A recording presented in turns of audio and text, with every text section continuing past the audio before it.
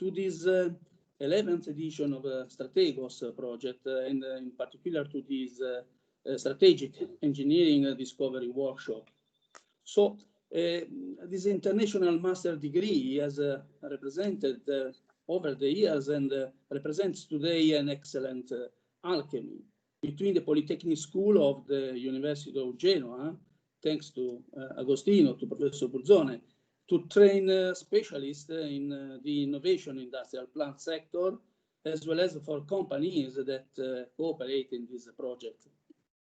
The webinars linked to the master are a part of the training activities that the Association of Engineers offers its members to update their professional skills on important topics for the industries, such as strategies for the safety and security of plants and operator, waste treatment, plants, and so on, and the new challenges that the industrial ports, maritime and shipping will have to face for the environmental protection. Alternative fuel, cold iron, and the integration with port infrastructures are the key, will be widely adopted to significantly reduce greenhouse gas emissions for long-term sustainability in maritime and shipping. The special approach to these issues with the strategic analysis, modeling and simulation, management in DCT technologies is what distinguishes the STRATEGOS program. This all refers to what we call Industry 4.0, and thanks to a technological mix of automation, information, network connection, and programming, it is bringing companies toward the fourth industrial revolution. The real challenge for companies will be, I think, the following. They will have to manage in both waves the physical resources and as well as the virtual ones. And in this context, there will be two main skills which will become more and more important. I am talking about creativity and problem solving. So I end my speech here. Thank you for your attention, and I wish you all a fruitful work. Thank you. Thank you very much for your very nice speech, Felice. It's a very pleasure to have you on our side as always.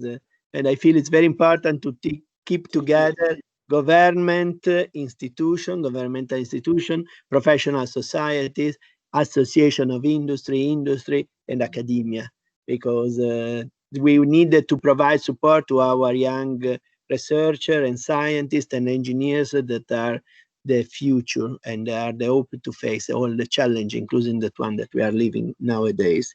So after Felice, we pass the ball to Roberto. Roberto, are you around the table? It seems to me I heard your voice. Roberto Orvieto.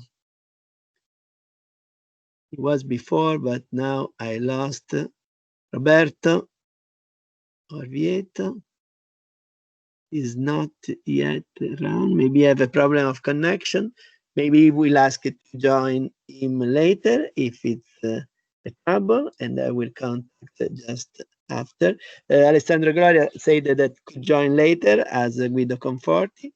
So what we will do now, I will just share my screen, and I will give just a flash about what is the STRATEGOS and what means strategic engineering. We go pretty fast because we have a morning fulling of speech, and I hope Viti already able to join. Roberto Orvieto, by the way, you was able to join or from Ordine degli Ingegneri, but CNI, the National Council of Engineers in the national branch, not the regional branch. In any case, let me move to the presentation. Opla, condividi. Viti, very good. You are there. Hopefully you are seeing the screen now. Okay. You see the screen? Yes, Professor. Okay, so we are here. We said we call it Discovery Workshop because in some way Genoa is known around the world for some reason. One for sure is the fact that Columbus is supposed to be born here. Many other one claim he was born in Barcelona or in Lisbon or everywhere or around, even Liguria. Each town claim that is on origin, the origin of Columbus is there. But any case, most of people credit and most of the document contribute it was from Genoa. Any case, Columbus for sure is one of the reference points. It was the biggest explorer along all the mankind existence. And so we tribute that to our town. The idea is to provide you the meaning of strategic engineering, because it seems a buzzword, something that sounds cool, ready to appear as to disappear in next year to be substituted by something else. I don't know. I don't think so.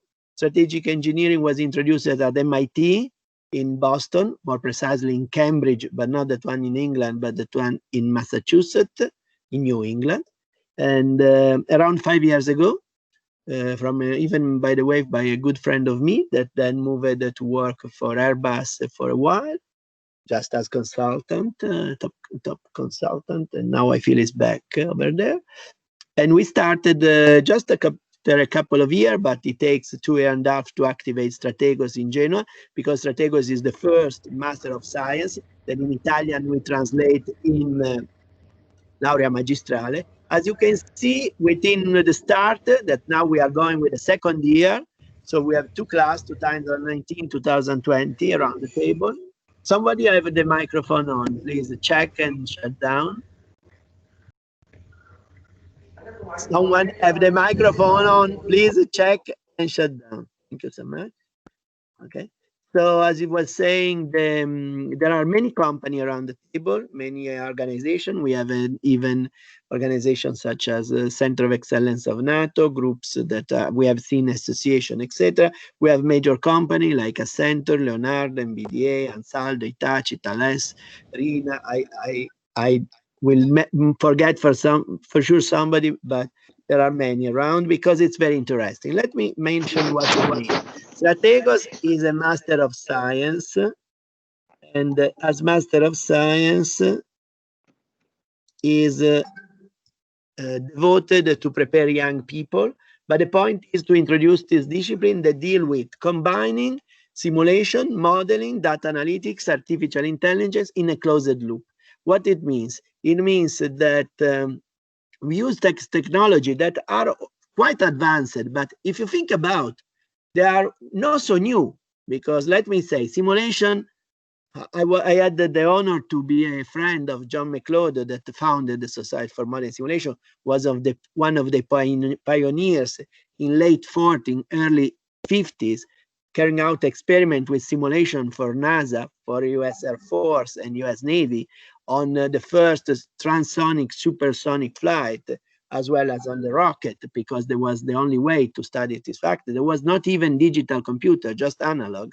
And then after, he was keeping in touch with the simulation community because he founded the society. And so we are talking about over 50 years ago. I remember in 2003, we celebrate in San Diego the first event of modeling and simulation that was 50 years past. So it now is another almost 20 years, so 3/4 of a century.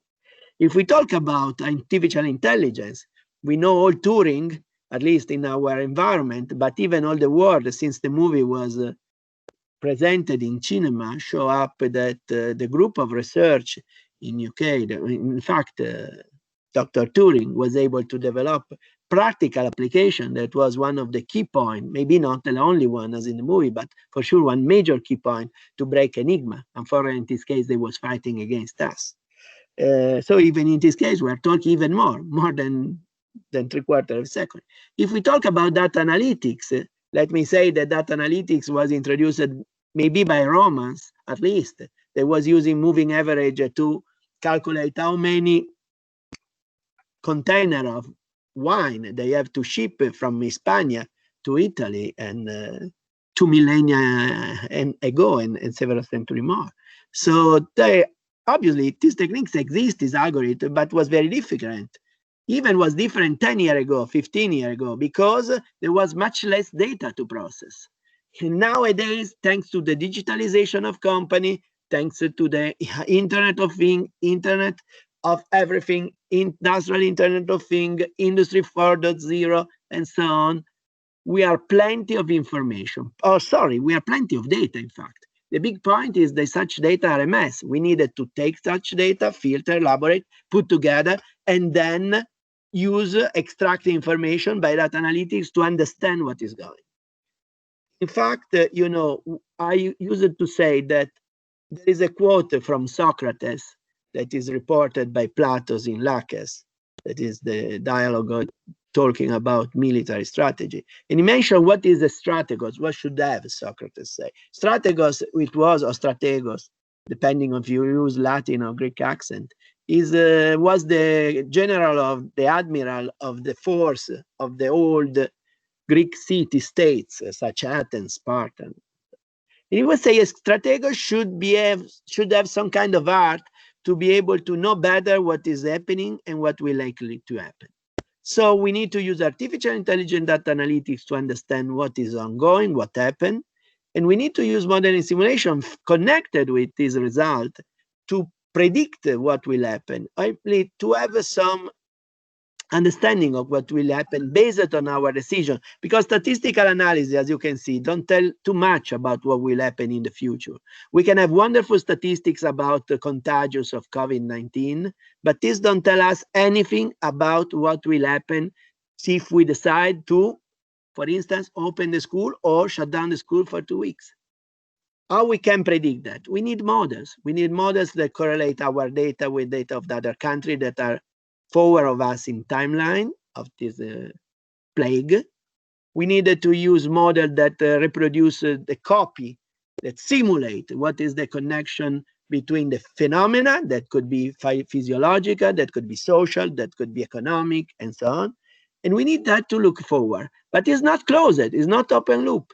Then we do a decision based on support by strategic engineer that combine this fact, and we continue to measure facts that happen around. We measure the impact of our decision, and this impact correct our prediction, because the prediction cannot be precise for many reasons, because the situation, boundary condition change, but even because there are reaction of other players that could be cooperative or they could be antagonist. Okay. So this is very good from Socrates. I will bother you with just a couple of other citations. First of all, we established is here a motto for Strategos that is extracted for NAID. In fact, we are working in Italy, and so we are very proud of our ancestors. And it was Virgilius that was used to say, when there was the visit to the Sibyl, that there was Enea that was coming in Italy to create, let me say, the roots of Rome, escaping from Troy after the defeat. And he was going to the Sibyl to get understanding of what was the future. And the Sibyl provided him a view. We don't have a crystal ball. And even in the FATA, there was a lot of discussion about that. But nowadays, with technology, we can give a competitive advantage to people that use this technology. As we have a competitive advantage if we use Google Maps to know if there is a traffic jam, something that was possible maybe even 30 years ago. I remember when I introduced 25 years ago, Mitsubishi company in Europe, presenting their very good car-by-car simulation of Yokohama town, that was quite big even at that time. But this data was not fruitful, was available solely in a central room. They was not so precise. Now this data came from millions of input. They came from sensor for people, etc. They are combined, and the model are refined continuously. The information is provided to everybody.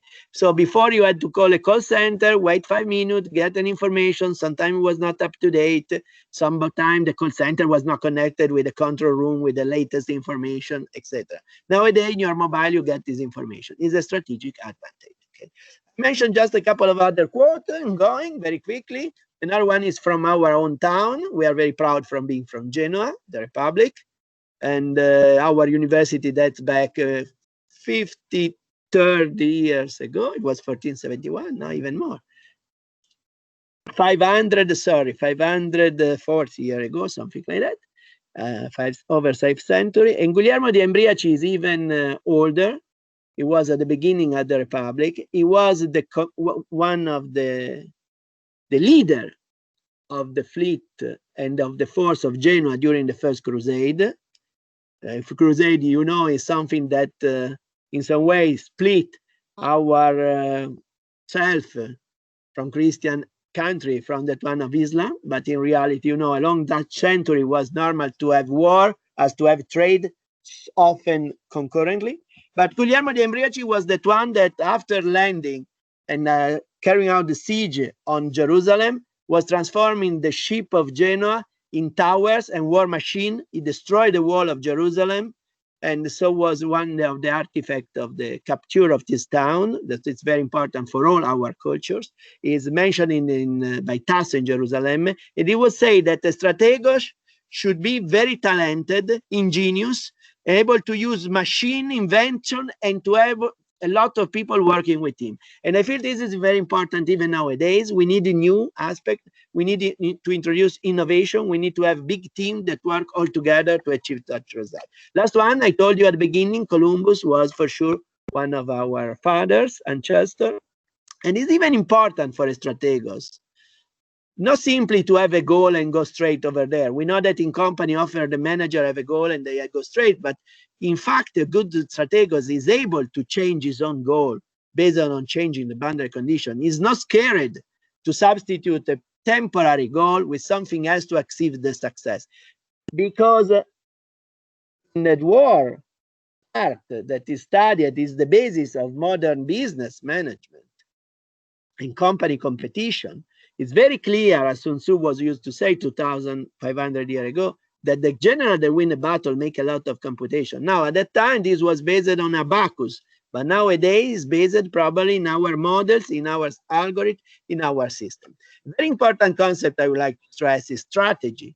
Strategy here, I have just quoted that came from military, the old one, but then we have even someone from young one. But I feel the most important, I will not bother you too much, is that strategy is not planning. Strategy is not to look forward for something that we'll achieve on long term. Strategy is to l'art de bien diriger. On the, it was the saying, General Jomini, one of the Swiss general of French, Napoleon, but was one of the major experts with Clausewitz of modern warfare. Because it's the art to well conduct and lead your research to achieve what you want to achieve. And you need to react dynamically. If you read this quote, you will see that if you substitute the person that I've mentioned with some other name dating 2 days ago, they are very actual. Clausewitz says something that is what we say all together. We was just say before. We are to deal with more very complex problem, very dynamic environment, etc. This is since forever. And these techniques can make a strategic advantage, as maybe it was doing the big pencil during during the First War, or as other basic technology. But nowadays, this understanding is a major advantage. There are big opportunity to work in companies on that for supporting decision making at different levels. And there is a very good request from industry, as you have seen in the partnership. We want to create young engineers, strategic engineers that are not substituting other one, but going side by side, cooperating with them. We want even to, we provide even opportunities as this workshop to upgrade the person and manager in companies. And obviously, we have many roles potentially, even in governmental organization. Obviously, we expect the industry and the business sector will absorb more. In general, we have 4 major streams. One are big industry. One is the consulting firm. Another one is based on small, medium-sized enterprise, very dynamic, that introduce and develop high-tech solution or innovation. And finally, we have what I call international agency, but even national center and so on. So the skills obviously are strongly based on pillars such as simulation, artificial computational intelligence, operational research, data analytics, but not only, because this is very transdisciplinary sector. We don't need the people that stay in a cubicle, as was common in US a couple of decades ago, but you need people able to talk with decision makers to understand their need, to understand their constraint, to understand the problem, to talk with other developers and with other engineers to develop solutions, and to work side by side with decision maker during the STRATEGOS activity that we say it is not the planning, is not advising, but is well conducting, leading, managing, achieving a result.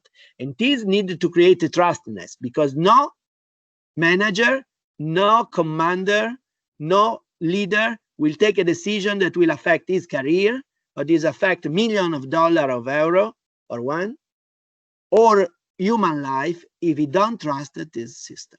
And so there's a responsibility of strategic engineers should learn. We are working strongly in connection with the Department of Economics, Department of International Affairs, engineering, but even with many organizations in completely different sectors. The program, just I'm going to finish this part. The program is structured over 2 years, and a laurea magistrale is a Master of Science in English for us, laurea magistrale. 3 semesters where we have this exam ongoing. We have all the core is from engineering. In Italy, we take just people that have already an engineering degree. Internationally, we take even people with a science background, such as computer science, for instance.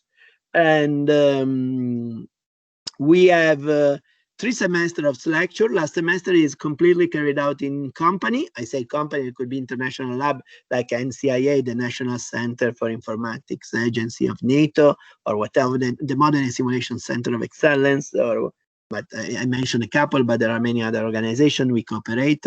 Ordine di Malta is one organization that we are very proud to have at our side, the Italian Navy, and so on.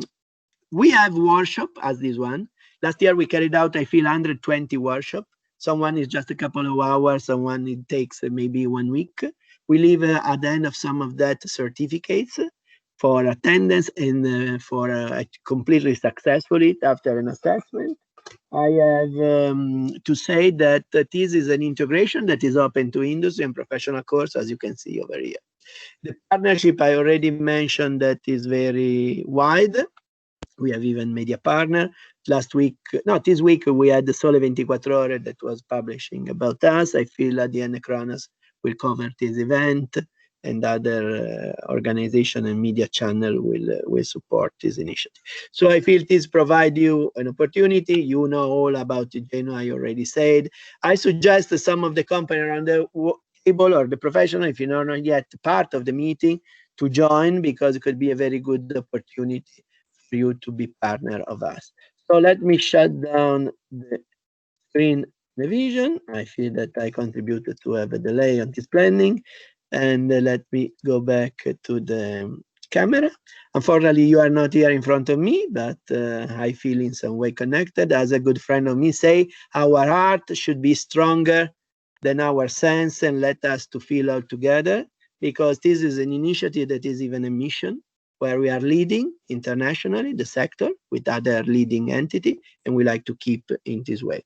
So with no further delay, I will continue passing the ball and to the following speakers. I was just chatting before with Giulia, Professor Leoni of DIEC, that gave us, she is DIEC, by the way, is economics, Department of Economics at Genoa University. She's talking about economics in Strategos, and even bringing us the greetings of Alberto Quagli, that is director of this division school. So, Giulia, floor is yours. Hi everyone. My name is Giulia Leoni. I'm a senior lecturer at the Department of Economics here in Genoa. Do you mind, Giulia, do you have a capability to show up your, we will love to see you. I have switched on my video. Sorry, maybe my problem, because I'm through a browser. Okay, yes, perfect. I'm here. I was missing you. Sorry, Giulia. Okay, I'm still alive. I'm still like bones and flesh, but even if I'm on a screen, yeah. So, okay, so I was saying, my name is Giulia Leoni. I'm a senior lecturer at the Department of Economics. My discipline is actually what you would call the accounting and business administration. So I'm not really in the field of economics, but if you want, what happens usually is that or in Italy, we have this sort of a habit to call it economics, everything that concerns numbers and calculation or graphs and models and forecast and rules of the economic system. However, we are kind of, there are distinguished disciplines inside economics but of course, we have started since last year when STRATEGOS started along like this kind of collaboration that involves not just me. I'm one of the teachers in the first year of the course, but there are also other colleagues of mine that are involved both in the first year and in the second, and they come from different areas or disciplines within economics. Now, what I wanted to kind of just quickly say and report is that basically it seems like, and sometimes it's difficult for me as well when I start teaching in STRATEGOS, and to make people from discipline like engineer and science and mathematics understand why the knowledge of everything that regards economics, and with that I mean management, organizational studies, accounting as well, and economics are all important subjects when it comes to strategy. It's not just a matter of finding the best solution, technical speaking, but sometimes, it's also a matter of that solution being feasible within an organization, and an organization that has to deal every day with costs, revenues, saving money, and getting investments, getting funds. And so I think that one of the best skills that even STRATEGOS students and so engineers and so on has to develop, at least at a basic and fundamental level, is definitely the knowledge of basics economics, basic accounting stuff, and basics management strategies, because of course when you have to like kind of pitch your solution and demonstrate that your solution is the best way to go for your organization, you also need to convince those who are providing the funds and demonstrate that your solution is not only feasible from a technical point of view, but also from, if you want, a profitable point of view and cost and revenues point of view. So this knowledge is important, and that's why the idea of interdisciplinarity within STRATEGOS is basically the key, I think, for the success of this Master of Science. The other thing that is important for me to underline is that the economic department has also started another collaboration with within the engineering department and other departments within the University of Genoa for the PhD in risk, security, and I always forgot the entire long name, sorry. But the PhD that was presented at the very beginning by Professor Pirni. So we have a module there, and we have one of the curricula that is within the PhD is linked and is managed entirely by the economics department. And in fact, within that PhD, we are developing interesting projects that are definitely not only to be to be controlled and totally investigated and explored within the economics subject, but they need to develop a foundation that is interdisciplines, and that means also considering disciplines that are outside the economics sphere, if you want. So I'm just citing a couple of these projects that we have.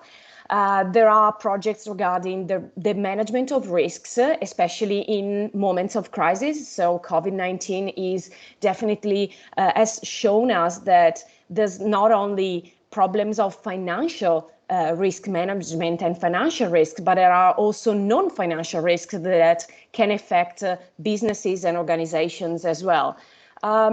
We have also modules that are developing within the PhD that are talking about digitalization, cybersecurity, organizational actions, crisis management, and its communication. We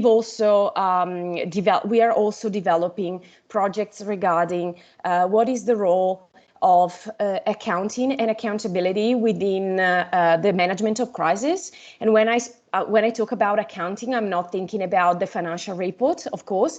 I'm thinking about everything that regards the control of, the control through the analysis and the use of data and calculations.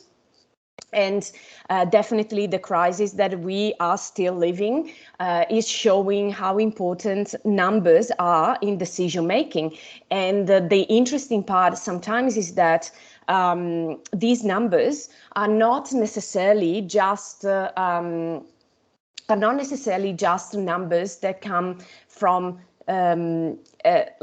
these numbers are the result of counting, if you want, but at the same time, they have an effect on organization, on businesses and their different ranges of costs and revenues. So it's all interlinked, and that's why we strongly believe, and that's why we engaged in that PhD, we engaged in STRATEGOS, because we really believe that interdisciplinary is the way to go for the future, and to really understand the complexity that we face every day and in every challenge we have in the reality. So I think that more or less I've summarized our view. Thank you very much for your speech. I hope that Professor Rocco Giordano is still around the table, because he told me you have a problem. Rocco, are you still there, or is already escaped? It's a little bit problem with all this one. Rocco Giordano. I see that you are there. Let me check, because his planning is not an easy way, but okay. Agostino? Yes? Yeah, sorry. I just want to say goodbye to everyone and thank you for having me. I need to move on to the next meeting on Teams. No problem. I can't really stay, but it was a pleasure to be here. Thank you. Very good. Bye. Thank you very much. Bye. Bye. Se ti colleghi ora, il tuo floor is yours. Io sono in macchina adesso. Ah, sorry. Too bad. Too bad. Ciao. It's already left. I feel we have Roberto Vitti, by the way, that is from Thales. That is one of our patron with other major company. Roberto, you had some trouble connecting, I know, but we was glad to wait you for joining to start. I hope that now everything works. I leave you the floor, and you were very active in some specific concrete application of let me say, of these basic technologies that combined together give a strategic advantage. Roberto, go. If you can turn on your video, or I don't know. I've already turned it on. You should Maybe be able to see me. I'm trying. It will take some second. Very good. Okay. You should be able to see my screen. Not yet, but it will come soon.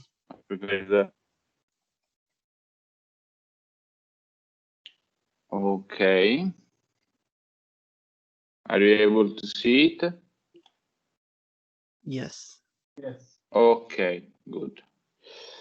Okay, so I'm going to talk you about Arising Flow, and specifically about what we are doing for the airport, because Thales is a French company that basically do everything from communication through satellite, through some defense work, but also it works also into the civil area, and this is what Thales is doing in Italy. We have our headquarters is in Florence, and we basically do in Florence. We do. We have two main fields of working. That is one ground transportation system, and the other one is the airport business. I'm Roberto Viti, as the professor introduced me, and I joined Thales in 2016. I'm currently the tech lead of the team that is in charge of iRise in Flow, and I'm also the software architect of the whole iRise platform that we sell to airport. Let's move to the airport that today are like a complex environment similar to small cities, and they are mainly composed by several different and heterogeneous systems that have to cooperate and work together. These kind of systems are in charge and owned by different stakeholders and different organizations that share resource between them, and they share also sometimes the system. So can be sometimes tricky to try to find the better strategy to provide the management of the airport, to find the better strategy for to moving forward and to take the better decision to operate the airport. On the airport side of Thales Italia, we own and develop three main different software. One that is called SafeLand, that is a security integrated software platform. Another one that is called ShareView, that is a total airport management software. And the third one, that is our small one, our new child, that is InFlow, that is a passenger flow management software. Basically, that is the one that I'm going to talk to you about today. A quick presence about our software around the world. We are our software is installed at JFK Terminal 4 in 2 airports of Oman, 1 in Pakistan. The airport management side of our software is in Geneva, Lyon, and Muharraq in Bahrain, while the newcomer is still in the 2 airports that are our basically our test pad for all of our infrastructure, since they are close to us. There is basically in Pisa and Florence. What is InFlow? InFlow is a decision support system for airport passenger operation management, which leverage upon forecasting and simulation. The basic idea is that we aim to support both cost reduction and staff optimization by creating forecasts that are accurate not only in the next in what as is called the tactical phase, basically the next month, but also for the future, in order to take the best decision even for the next year or the next season or the next year. It's a kind of tricky business to do right now, thanks to COVID, but it's a way to move forward. It helped us a lot, stressing out some problem that we have, and basically to try to model it a little bit, the behavior during this pandemic. this project started on May 2018 and started on in a different way than his other brothers, with 5 main pillars in his mind.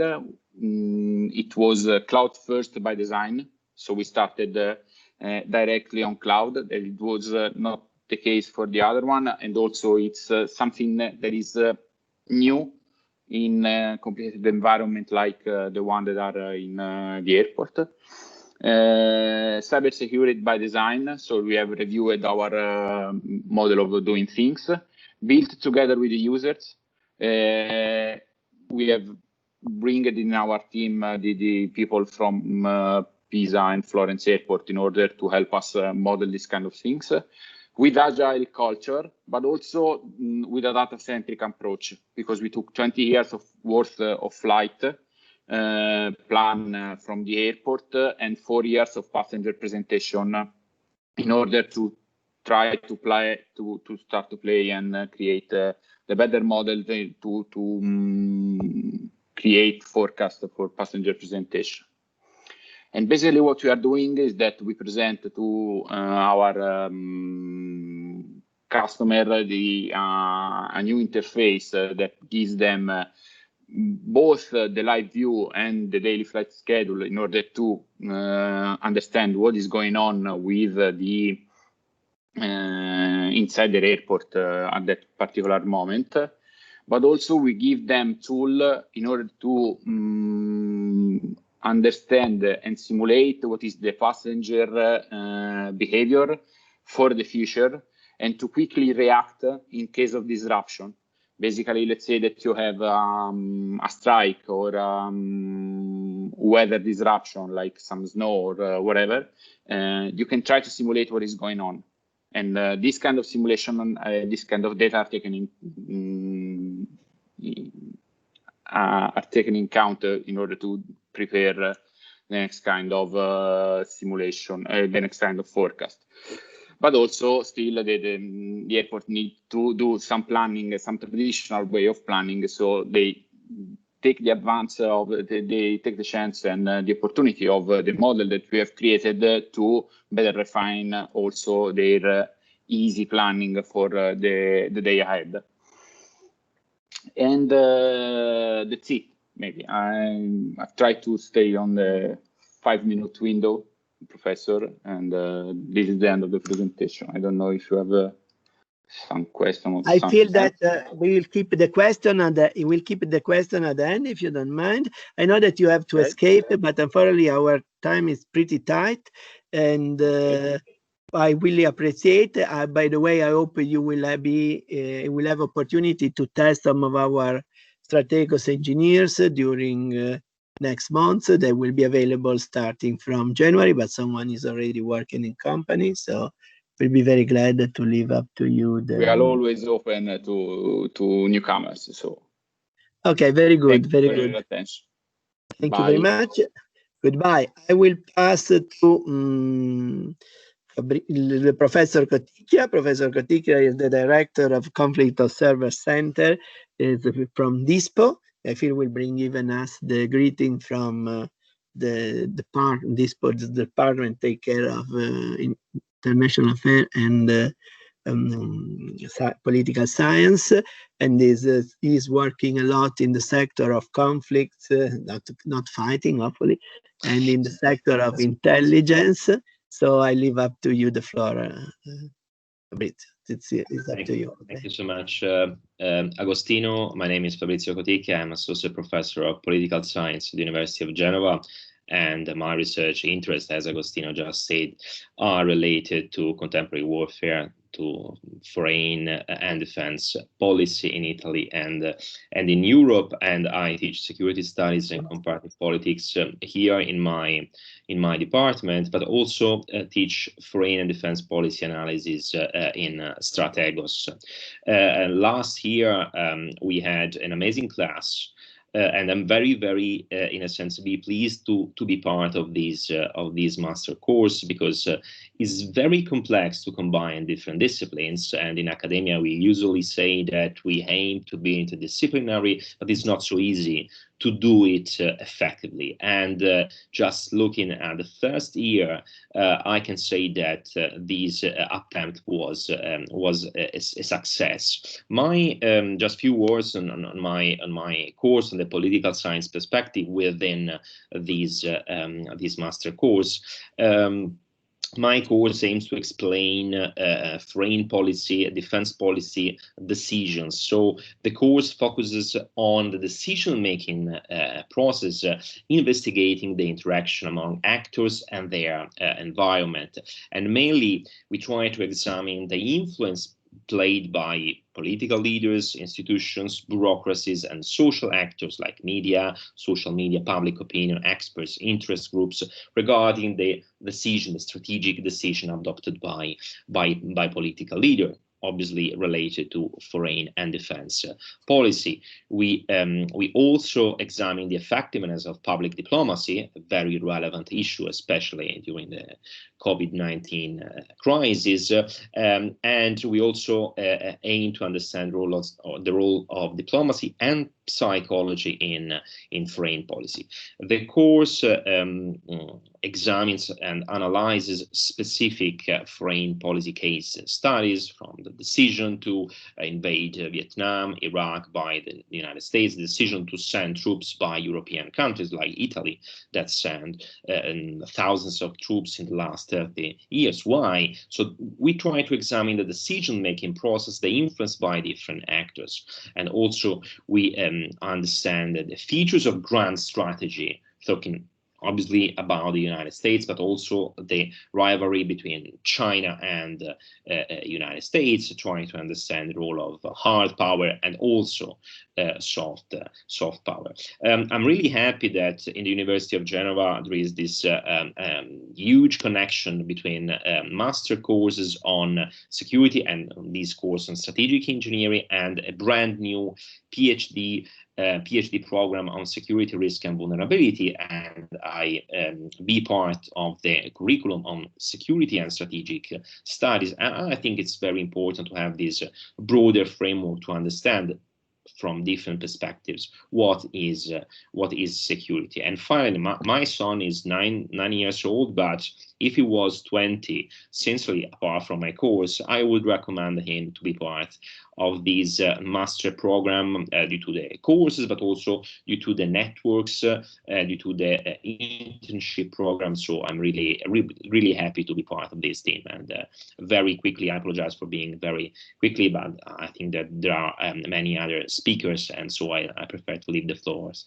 to serious scientists, real scientists, rather than social scientists. Thank you so much. We consider you a serious scientist, to be sure.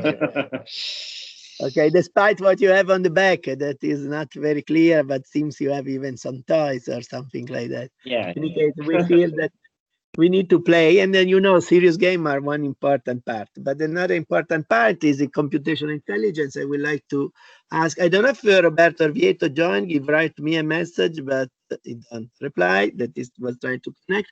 But we have Franco Masulli that is connected, that maybe could say some word. That is our faculty member that take care of a very important part of computational. His course on computational intelligence is very important. So Roberto, you will pass on the next one. No, non ti vedo. Franco, do you mind? Because Franco is in a meeting on a construction yard or something like that. If Franco is there, if Roberto Orvieto is there, I will use and I will give you. I share the screen, you see? Okay, too bad. Okay, so thank you, Agostino. Good morning to everybody. I am a professor of computer science of this university and also founding member of Vega Research Laboratories, that is a spin-off company of the University of Genova that was born in 3 years ago. This company works on artificial intelligence and application in industry. For example, we work on predictive maintenance in inventory management using AI techniques. like neural networks, evolutionary algorithms, genetic algorithms, and fuzzy logic. We also have had application to traffic flow prediction, to crew resource management, in particular team building and team turnover. And we are also working a project on a circular economy, where we recognize electronic components in the electronic boards in order to improve the recycle processing of materials like tantalum or others minerals. Okay, we have also some application on health, in particular on we improve some mobile health apps like support to diabetics and other people with illness. And also we have some technique, we developed some technique about early detection of cognitive illness using eye tracking. Okay, this is the industrial part of my activity. Education at the University of Genova, I teach the use of computational intelligence. So we introduced the technique, the theory, the mathematics of neural networks, evolutionary algorithms, and the fuzzy logic to students. And also we have practical labs on demonstrating the value of those methods. And we use in particular Python language in order for implementing those algorithms. Okay, this is all, and if you have a question, I am sure. We leave up the floor for the question maybe later on. Okay. So don't worry. Thank you very much, Franco, for your speech. I'm looking around if I can see Alberto Storace, or if I see. I'm here. Ah, sorry. We leave a little bit back you. There are too many people in Teams. Too many people in Teams. In fact, you are completely right. We need probably to find some new way, some kind of virtual agora that could allow to see each other. So probably you wonder from where he came, Alberto, Engineer Storace, but his background maybe teach us that he's from Accenture, a very well-known consulting firm that is one of our patron, one of the first one, and we are really glad to have you here and to see your background, let's say virtual background. Yeah, I'm still stuck in my home, so good. We are still in smart working modality, but as you know, we've been very flexible, and all the workforces around Italy and around the globe actually were successful in doing their jobs by smart working. Anyway. Thank you very much, Agostino, for the opportunity to speak in front of all these audience.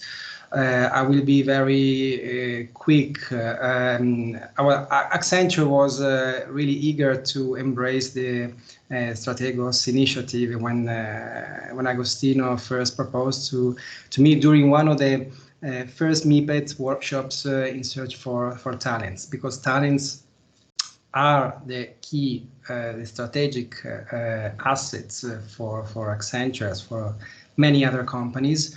And we foresaw the opportunity to support the entire master in strategic engineering by providing our knowledge, experience, expertise, and by attending the workshops during the master. As I said at the ceremony, money when the Strategos initiative was launched at the Confindustria. We believe as Accenture that nowadays companies must become data-driven companies, and data is the key word for our people to learn and to manage. So when Agostino talked about me this initiative, it was really great to embrace the project. And as Giulia Leoni talked at the beginning of this meeting, COVID actually brought many negative consequences to our lives, but one positive consequence made it quite clear is that data is the real center for fighting this kind of disease and tragedy for all our lives. And just to bring a real example of what we do with data in Accenture, I would like to introduce Marco Siciliano, who is the lead of the artificial intelligence practice within the company, the firm, talking about what we did in terms of our support to COVID fight, with a clear example of what data, being able to manage data can bring. Marco? Yeah, thank you, Alberto. No, just a quick recap, but I would say a couple of initiatives that I consider very relevant based on the consideration that Alberto has already anticipated. So during I would say the most critical phase of the COVID spread, we had the opportunity to work with Alibaba in order to integrate the algorithm for image processing related to TC scans and identified COVID-related pneumonia. I would say that this is significant for too many reasons. For the impact that data and artificial intelligence, specifically in this case computer vision, can have on the health issues, and this is significantly and expectedly more relevant considering the investments that over Europe and specifically in Italy we are going to face. The second topic from a strategic standpoint is that I would say that we have to look at the market with a wider and open state of mind. Alibaba is a player which is, let's say, far away from a geographic point of view, but very close to us and very relevant in terms of the footprint on the cloud data and artificial intelligence landscape. This collaboration was also supported, of course, by health institutions here in Italy, and is a starting point for many other initiatives. Second consideration, an important, a very strong impact we are going to face, and one of our partners, NVIDIA, who is also your part in the course, is we are working with them in order to apply artificial intelligence for prediction, computer vision, video surveillance in health and safety application for at least one of the main oil companies here in Italy. And this is again related to the social distancing and use and adoption of personal displacement for protection. So again, this is a strategic view of how technology can impact our daily life on work environments and day-by-day life context. That's it from my side. Thank you again. Thank you, let me thank you, Professor Bruzzone and also Professor Mazzulli for having us and let us also contributing during the course with a specific workshop. It was a pleasure. A pleasure. I feel that this kind of example are very good. I was visiting a couple of years ago before the COVID, Huangzhou, where there was the headquarters of Alibaba. It's a very interesting organization with a lot of very interesting initiatives. I'm glad that you are going there. By the way, I was visiting even China just about before the crisis of COVID, and I should be next month in Shanghai, but I feel probably I will delay. But maybe next time that we go, we can share a flight. And good decision, Agostino. Good decision. do you think? I'm we're- really going to open an office. They are open an office for me, maybe. So maybe we'll have the opportunity to cooperate on the other side. We'll bring some business over there. Joint about strategic engineering in cooperation.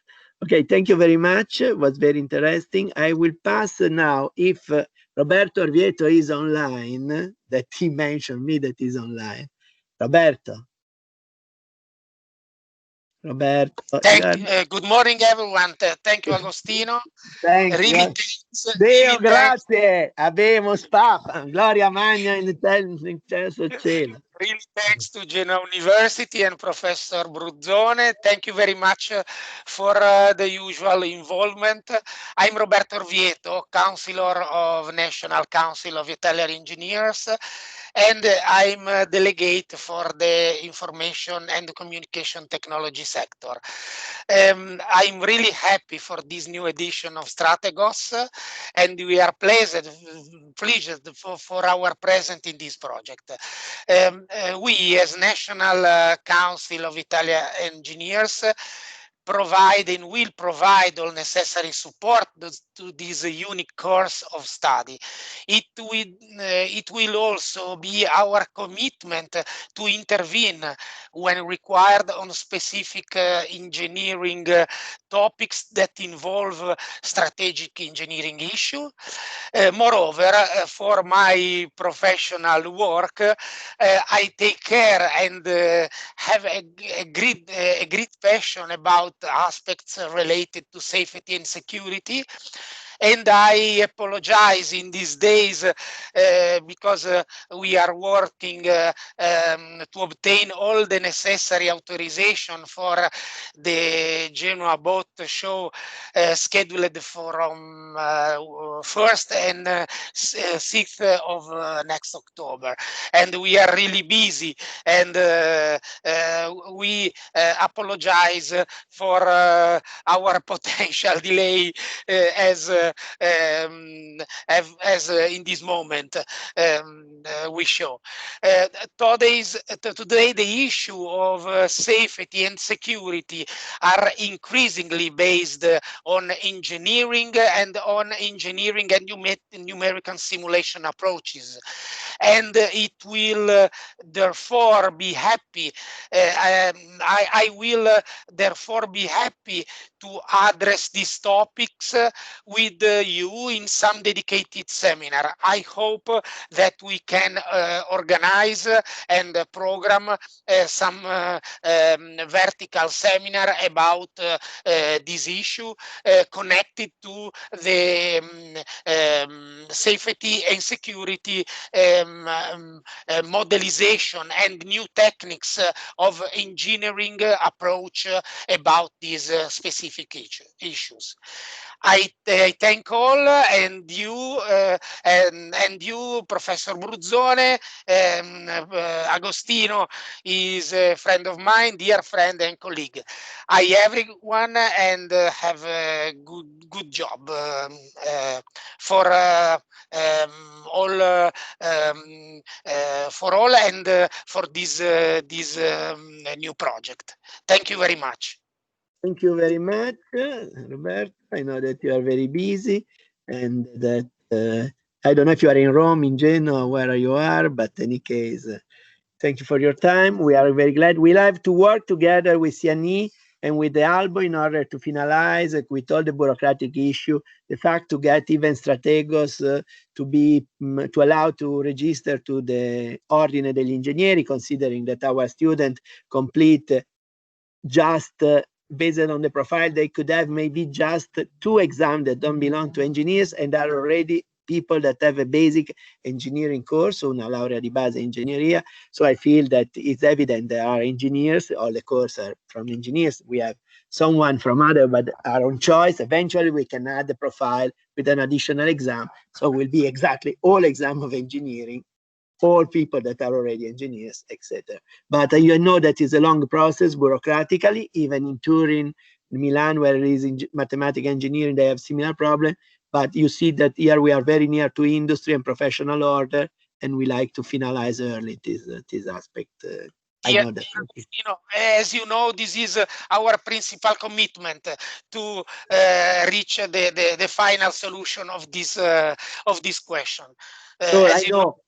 I know it's not. I feel it's not too much for the student because company will hire don't care about this aspect, and they have already a basic engineer. They can subscribe the engineering professional order at lower level. But I feel it's a question of principle, and that could be important just to outline our mutual cooperation and commitment. But the fact that you are here, it's very good for us. And we organize already many events on this subject together in Rome for the World Forum, etc. Thank you, Roberto. I was wondering if Paolo Scotto is around. Paolo Scotto in Montebianco. Professor Scotto is one colleague of me, but is even the previous director. I don't see, I know that I have some problem, but Alessandro Leto is here. Yes, indeed. How do you do? I'm fine, Alessandro. Professor Leto is the director of Water Academy. That is an institution in Switzerland that is operating internationally. He works a lot with United Nations and not only, with many crucial organizations, national and international, and is an expert in the relation aspect that touch water strategy. I mention you even because you are supposed to speak, but you are even a very good friend of Paolo Scotto that now, while you talk, I will try to reach on the web. Any case, water, now we are experiencing COVID, and everybody's scared about COVID or is underestimating COVID. It seems nobody ever get the right flavor of it, even because we don't know so much on it. For sure now, based on statistics that are very vague and imprecise, COVID is between 2 times and 10 times more deadly, more lethal than car accident. So when you take a car, you are not scared. So when you exit with COVID, you should not be scared. But as when you tail with a car, you need to be sure that the signs are around on the road that you do, that the road is safe, there is a lane in the middle, that your car is safe, that your tires are good, that you are able to drive, or that your driver is a good driver. There are controls that avoid that crazy people drive around making accidents. And so we have to do the same with COVID.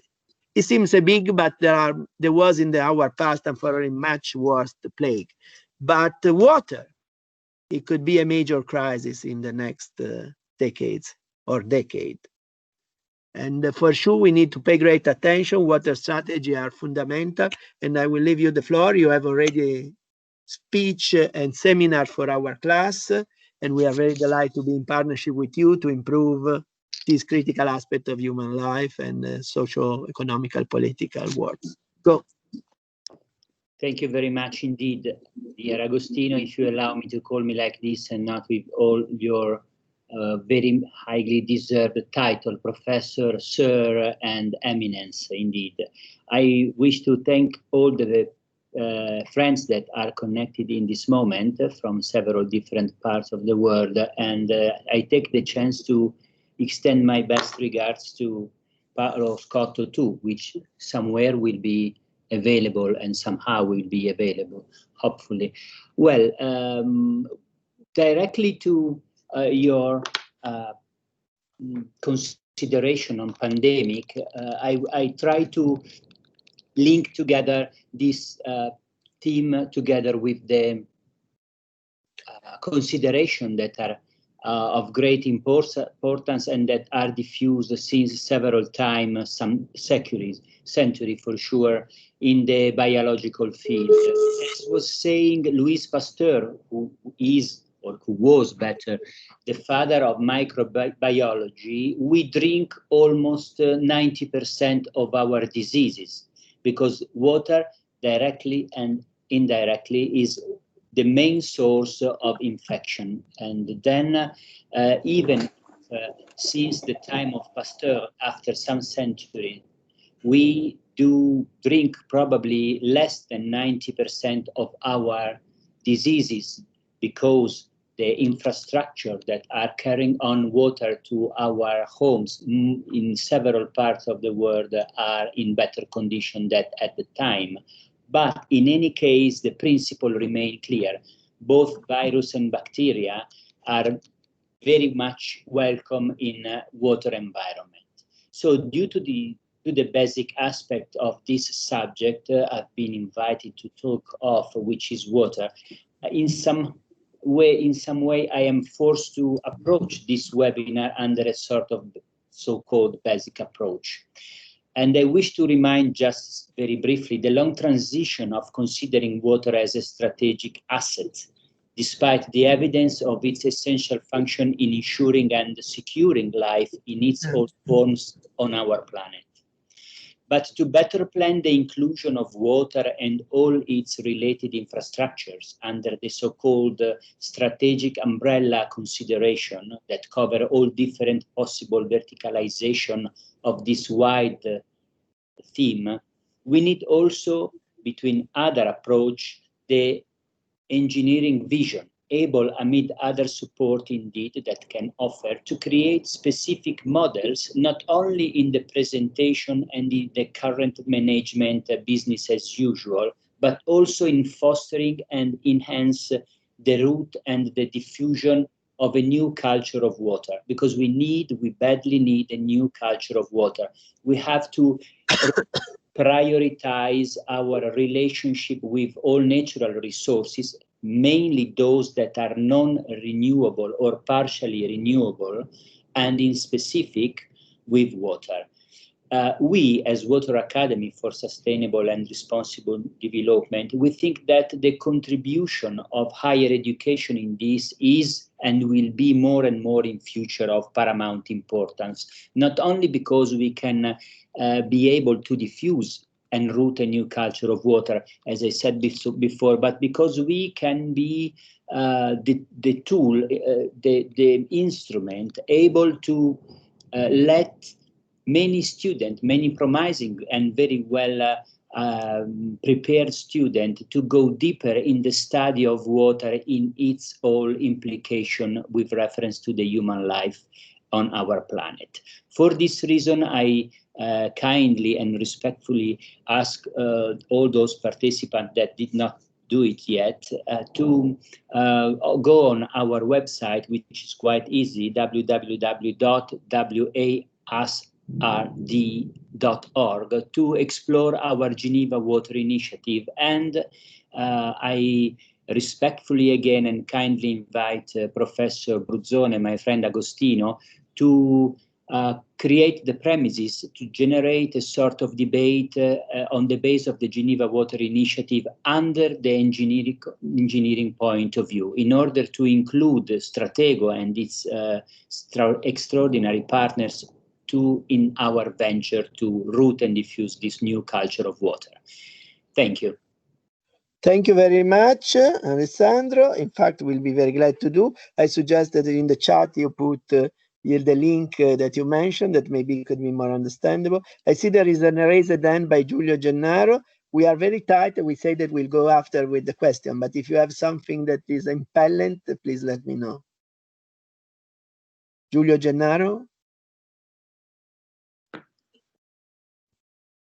Sorry, I see now a message. Thank you. Now, if you like, okay, so maybe we can move forward. I hope that Stefano Casaccia is there. Is Stefano there? Yes, Agostino, I'm here. Very good. So Stefano is our point of contact. When I was in NATO, I was saying contact officer that is with Ansaldo Energia, that is for sure in Genoa is a major institution with very old tradition, but looking forward to use this innovative technology. And so I will leave you the floor. Thank you. Thank you, Agostino, and good morning to everybody. I take care of strategic planning inside the Ansaldo Energia. As most of you know, Ansaldo is a leader, is an international leader in power generation. And obviously, we are facing, as you all see today, a big challenges in power generation. We have a really changing environment with fossil fuels that are going out, let's say, from production. The decarbonization topic is one that is, let's say, that we hear every day, with the phase out of coal, the nuclear problems that there are, and the constant growth of renewables and let's say innovative solution and storage system. This is very challenging for us, but offers at the same time great opportunities for us. That is to reinvent and to be very, very quick in reacting. And since we spoke with Agostino, the idea of having a strategic engineering applied to industry, we saw a really big potential for that. That's why we started speaking with Agostino. I think it was May 2018, and we immediately supported these initiatives, since we see a really huge potential also for the industry application of this kind of studies. For example, we see one of the things that I was just mentioning you was what our engineers, we have thousands of engineers inside Ansaldo, and one of our focus is to improve the flexibility of our gas turbine plants in order to meet all this changing of environment that I was just anticipating you. And this, what kind of implication has implication of control system. So all the engineering behind that needs to write the code to do this artificial intelligence, predictive maintenance, what that Professor also Masulli was mentioning before. But at the same time, we need to create models to understand, for example, when is the best moment to produce energy through gas turbines, when is better to produce with a storage system, storage energy, or when to produce with renewables, how to mix and create these hybrid plants in a decentralized world, that from the central production is spreading into many systems that needs to be integrated. And at the same time, also what Giulia Leoni was mentioning, let's say half an hour ago, more or less, is also the returns on the investment. That is something that for each product we look. So really this new role of strategic engineering that has a technical background plus information on economics and a long-term vision, a strategic vision, for us is something really fundamental. But as also our colleagues of Accenture mentioned, the data, the analytics is something that really nowadays is becoming more and more important. I try to stay quick, but I leave you the floor for the next guest, but for anything I am available. And really compliments, because also this year, I think, as we spoke, Agostino, there was a record of new hirings, new subscriptions, so compliments, and it's also a signal that the market is really appreciating this new, let's say, discipline and master of science. Thank you very much. In fact, I was keeping for the end, but I'm very glad you mentioned this year we have already 42 people that passed and registered. We have a interview and selection with over 180 people. The process is still open. Last year we had around 20 persons that registered, 20 I feel, and someone more, someone, then obviously somebody got lost during the first year, as you know, but we are on 20 currently, so it's pretty good. We was expecting to reach 20 first year, was achieved. We was expecting to overpass 30 and is achieved, and our goal was going to go 40 or 42, depending if you like to mention Douglas Adams, and it is achieved with 1 year in advance. So I feel it's a very good success, and we have to thank company like Ansaldo, Accenture, and Thales, and let me say even all the other ones that are going to speak later, big and small, because it's our synergy. Genoa University is proud to lead, but to lead you need followers that are not just followers but are partners, and I feel this is very important. Alessandro, I feel your voice is on. We are very interested to capture intelligence information about the new program of water distribution in Chile, but no, I'm joking. So, guys, it was an emergency.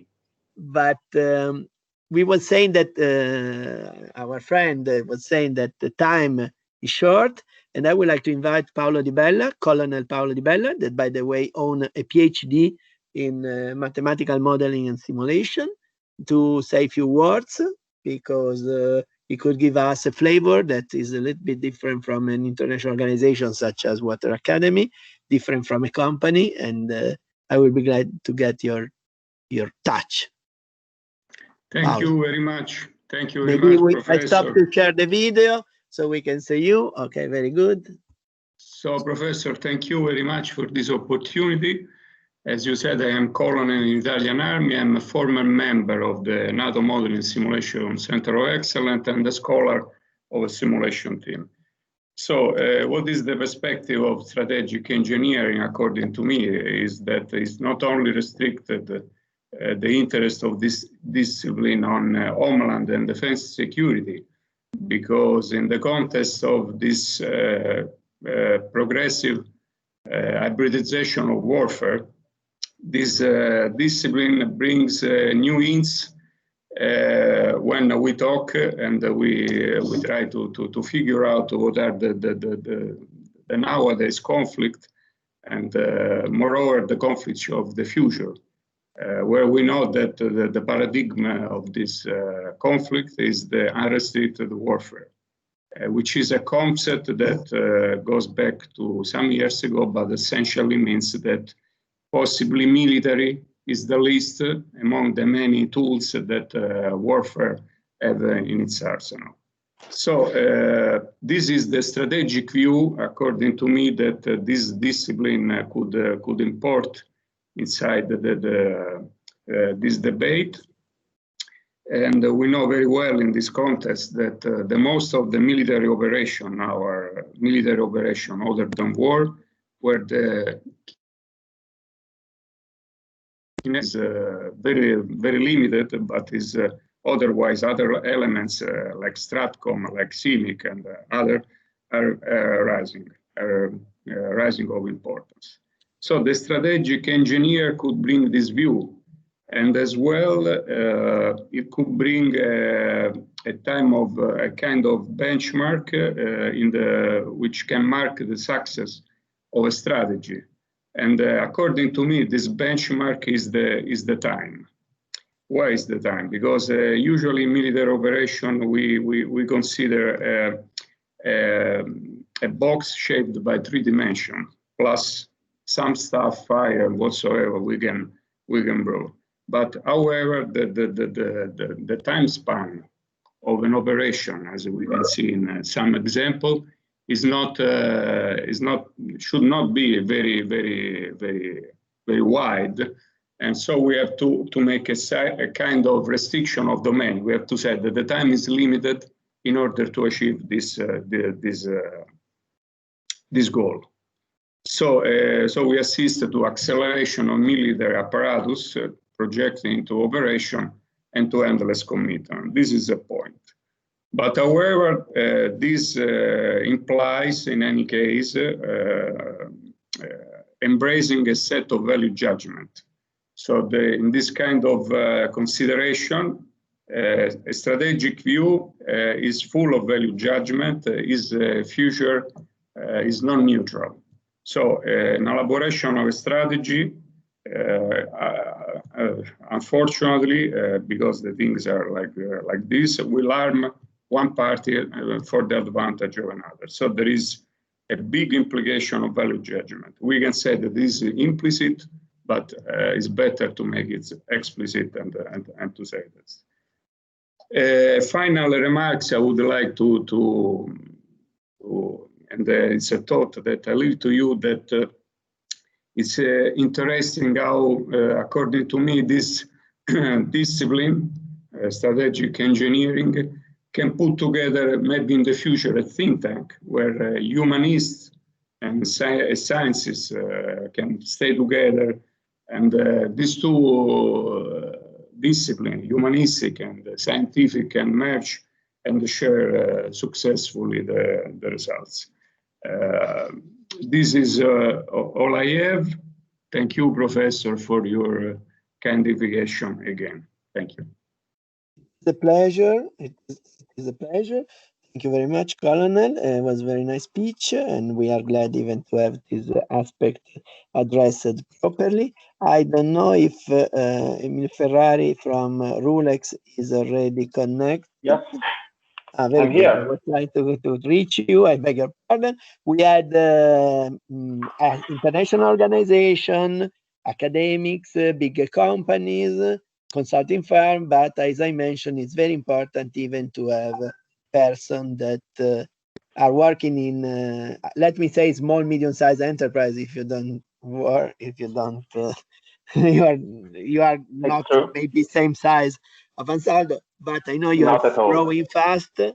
But it's very dynamic and usually providing added value to the market, to the big company, to the consumer, etc. So I leave the floor to you. Rulex is an excellence born in Genoa, but I feel now headquarters may be in Boston or in Cambridge or in any case in Massachusetts. In Newton, Massachusetts. Yeah. Newton, okay, not too far. Yeah. Okay. And thank you for the invitation. And yes, we are Rulex, and we were born in Genoa, but now our headquarters are in the US, and we deal with, let's say, in a broad sense, with decision automation.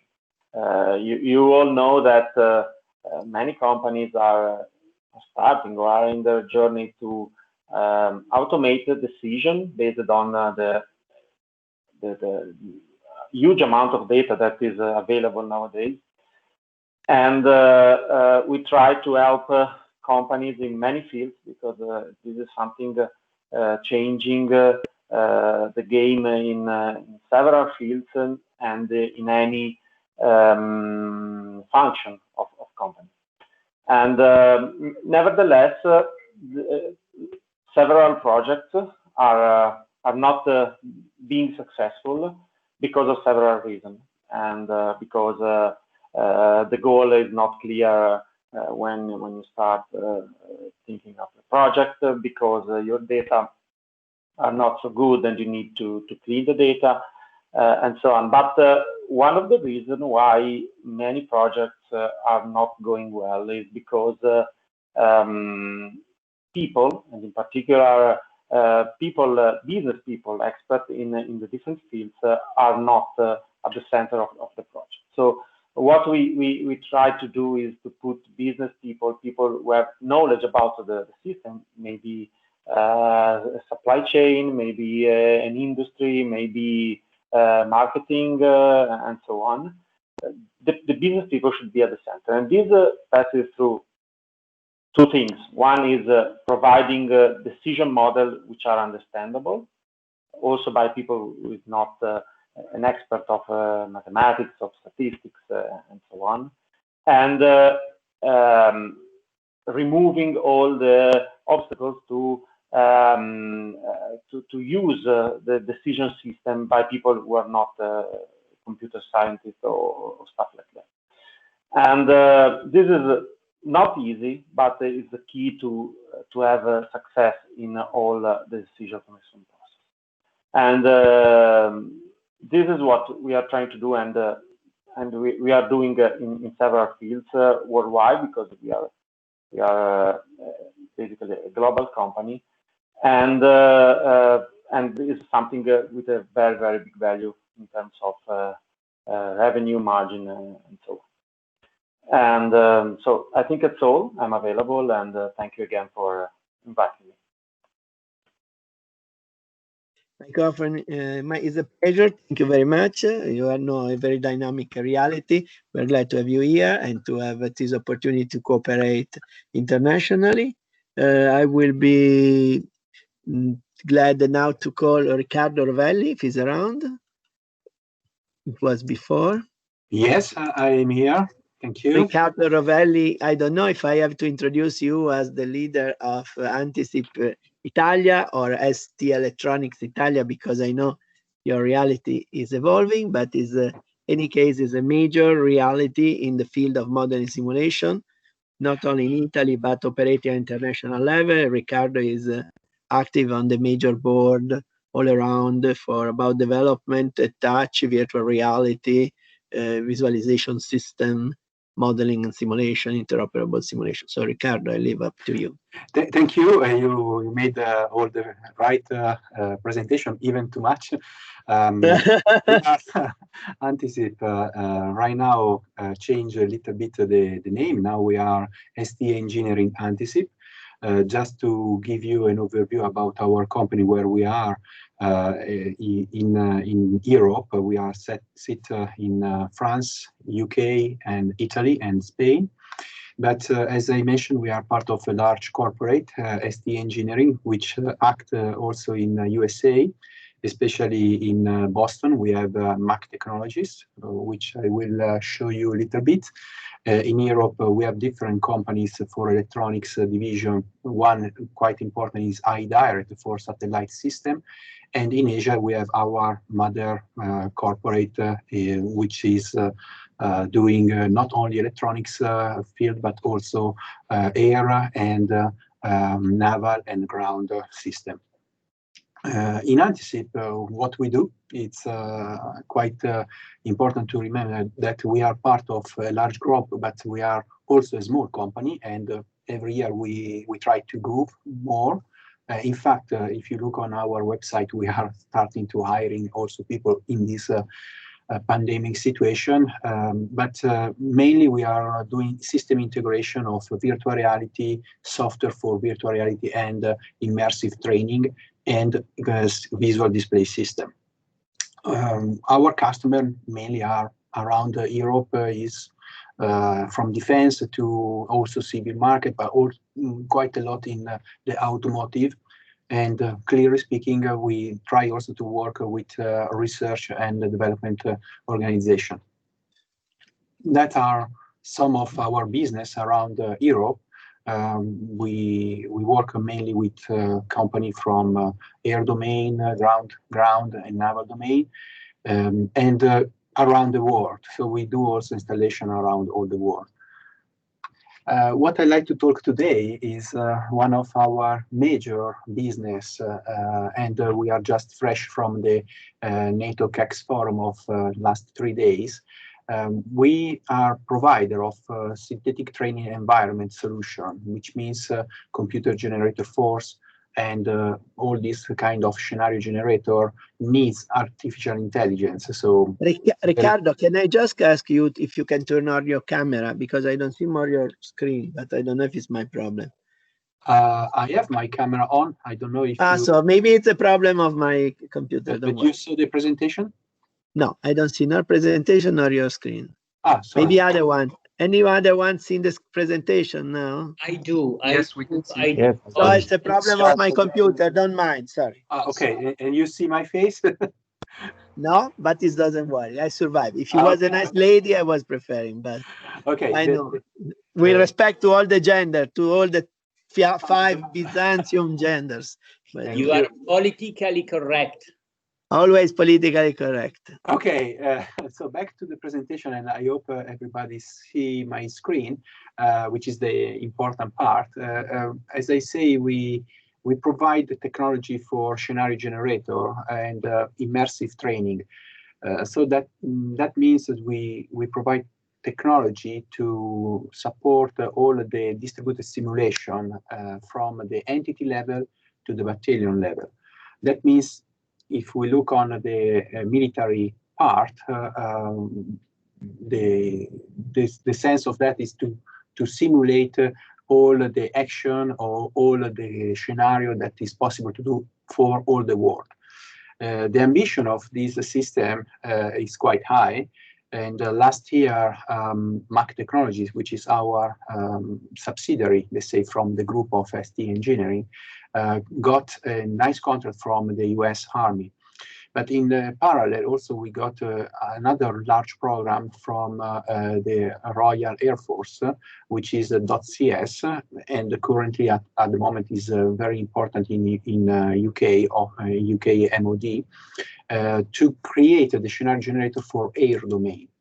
So the globalization of this kind of technology and the interoperability where possible, you know better than me, HLA protocol, VIS protocol, all that kind of protocol was created to make collaboration between different kind of simulators.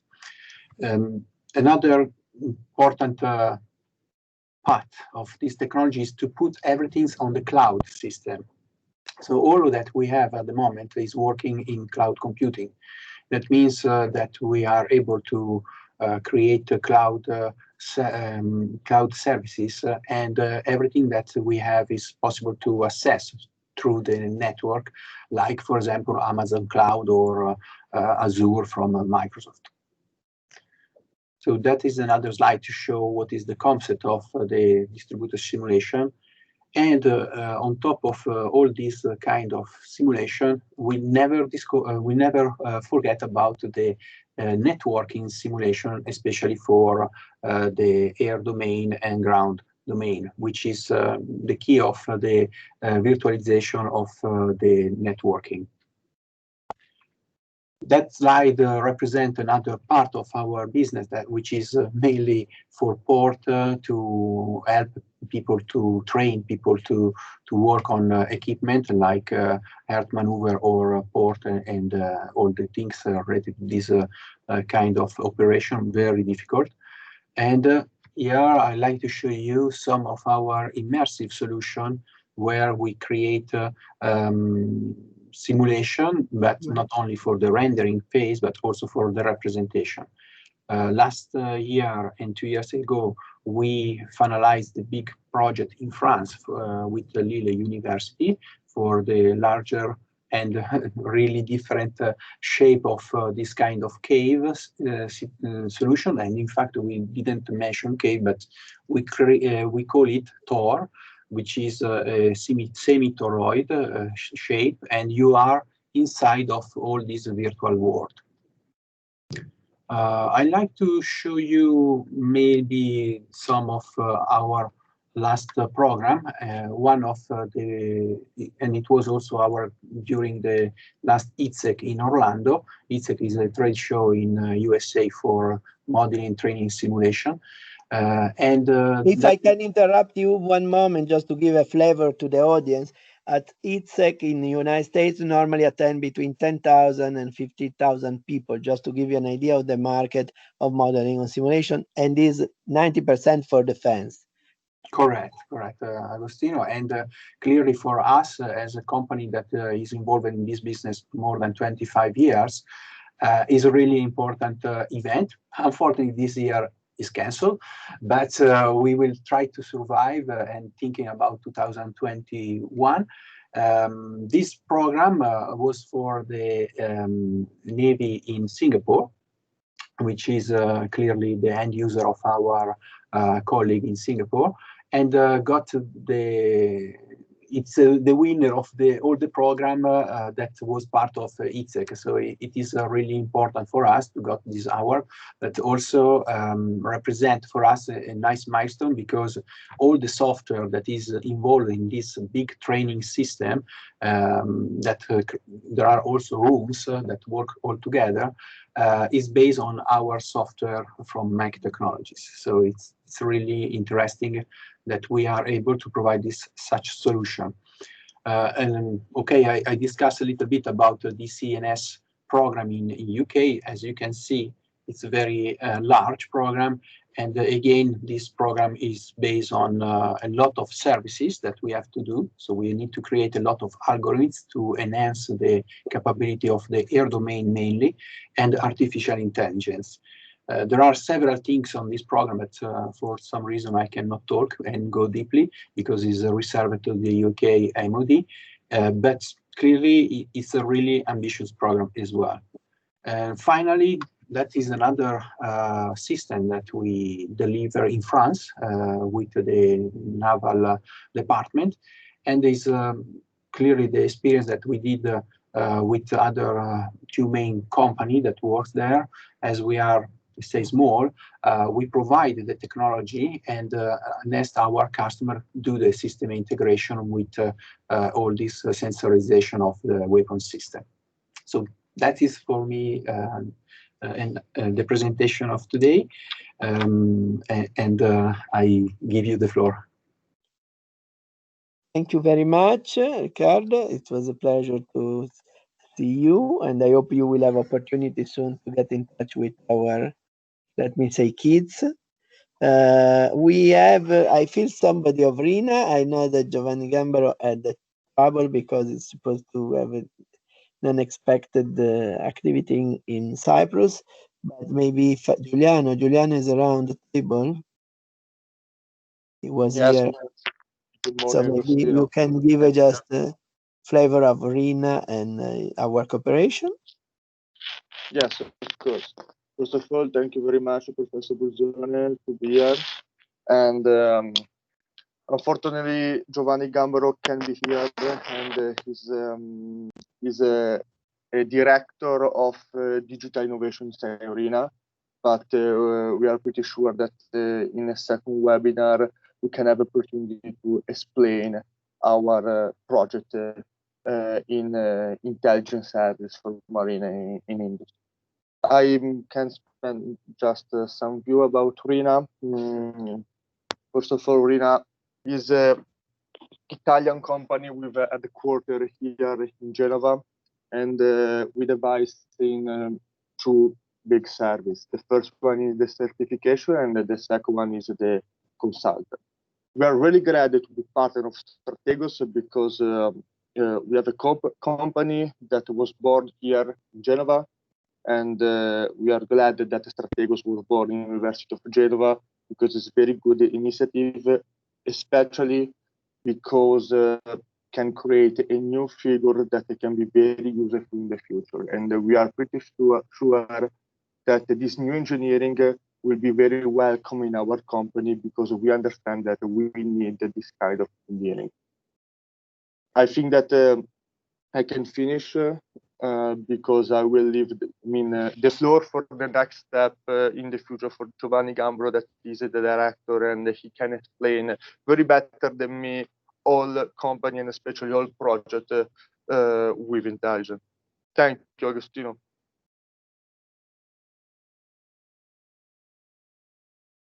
My microphone is down. Thank you very much for your words, and we'll be happy to send somebody on Rina as soon as we have opportunity to send some of our students. Matteo, do you finish the meeting? Are you was able to be back, or you are still in a meeting? Matteo Zamorani. Let me say, don't answer me yet. Maybe we have Giorgio Tardito around the table. Yes, good morning, everyone. Giorgio Tardito is speaking with double head because currently he's working in Orsa Development Labs. Paola Gazzo, that was the responsible, I feel today has booked in Milan, was not able to join, but Giorgio is even the member of our STRATEGOS 2020 class, and is already operating in the company. So I will leave up to you, Giorgio, the floor to mention a little bit what is the experience of Orsa and what are the opportunities over there. Giorgio. Thank you so much, Professor. Good morning, everyone. I'm Giorgio Tardito. I'm a second year STRATEGOS student, as Professor Bruzzone kindly said, and I'm currently doing a summer internship here at Orsa Group. ORSA is a leading ICT group experienced in designing, implementing and managing corporate IT solutions. It has more than 20 years of experience in ERP, CRM, business analytics and other technologies. The mission of ORSA is to add value for its customer by helping them manage ICT solutions, improve competitiveness and introduce the right innovation approach to enable. As you can see, ORSA is present in different locations around the world, but especially in Italy. ORSA, it employs more than 1,200 people and it has around 2,500 clients all around the world. In 2018, it had a revenue of 100 million euros with a growth of 11% a year. The main focus of ORSA is on big data, predictive Internet of Things and DevLab. Personally, I'm doing my summer internship at ORSA DevLab in the branch located here in Genoa. DevLab is able to realize the complex applications in terms of integration, performance, usability and aesthetic pleasantness, safety and maintainability. Here I'm learning through an hands-on approach about project management and software development. But as you can see, ORSA has offerings in almost any field in which a company could need consulting. ORSA is very interested in youth that have talent, ideas and enthusiasm from new technology, so it has created ORSA Academy, but it's also created hackathon and call for ideas in order to finance innovative ideas and help creating startups. ORSA Academy is a highly qualifying professional experience that train young recent graduates with strong personal motivation to improve their skills in the information technology sector. And the main objective of this academy is to create highly skilled consultants and developers. ORSA Academy has created around 500 hours of lessons and led to the hiring of 60 recent graduates.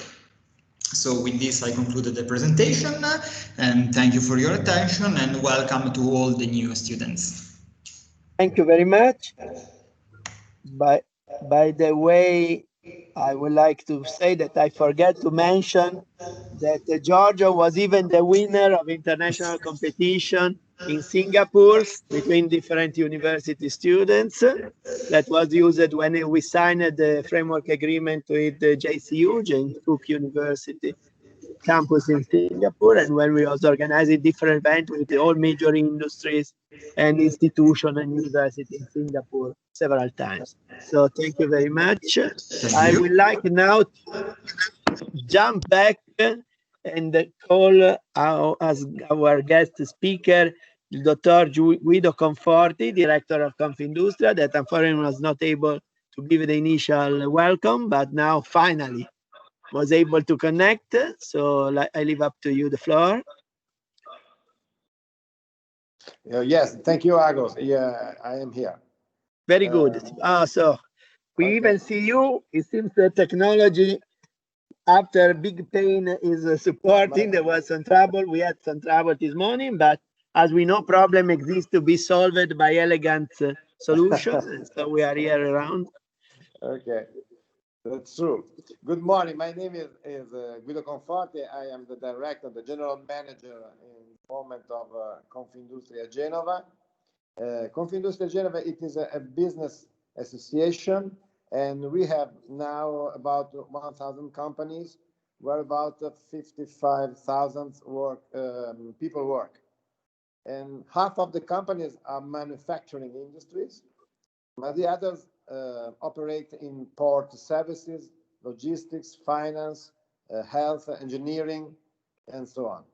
And all these economic sectors have been hit by the tsunami of the COVID-19 epidemic and have had to adapt to a changing world. But today we are already projected on the world to come. We often call this new world new normal. But how will it be? How will business models change? And how will we change as people and workers? Will the world be more and more a VUCA world?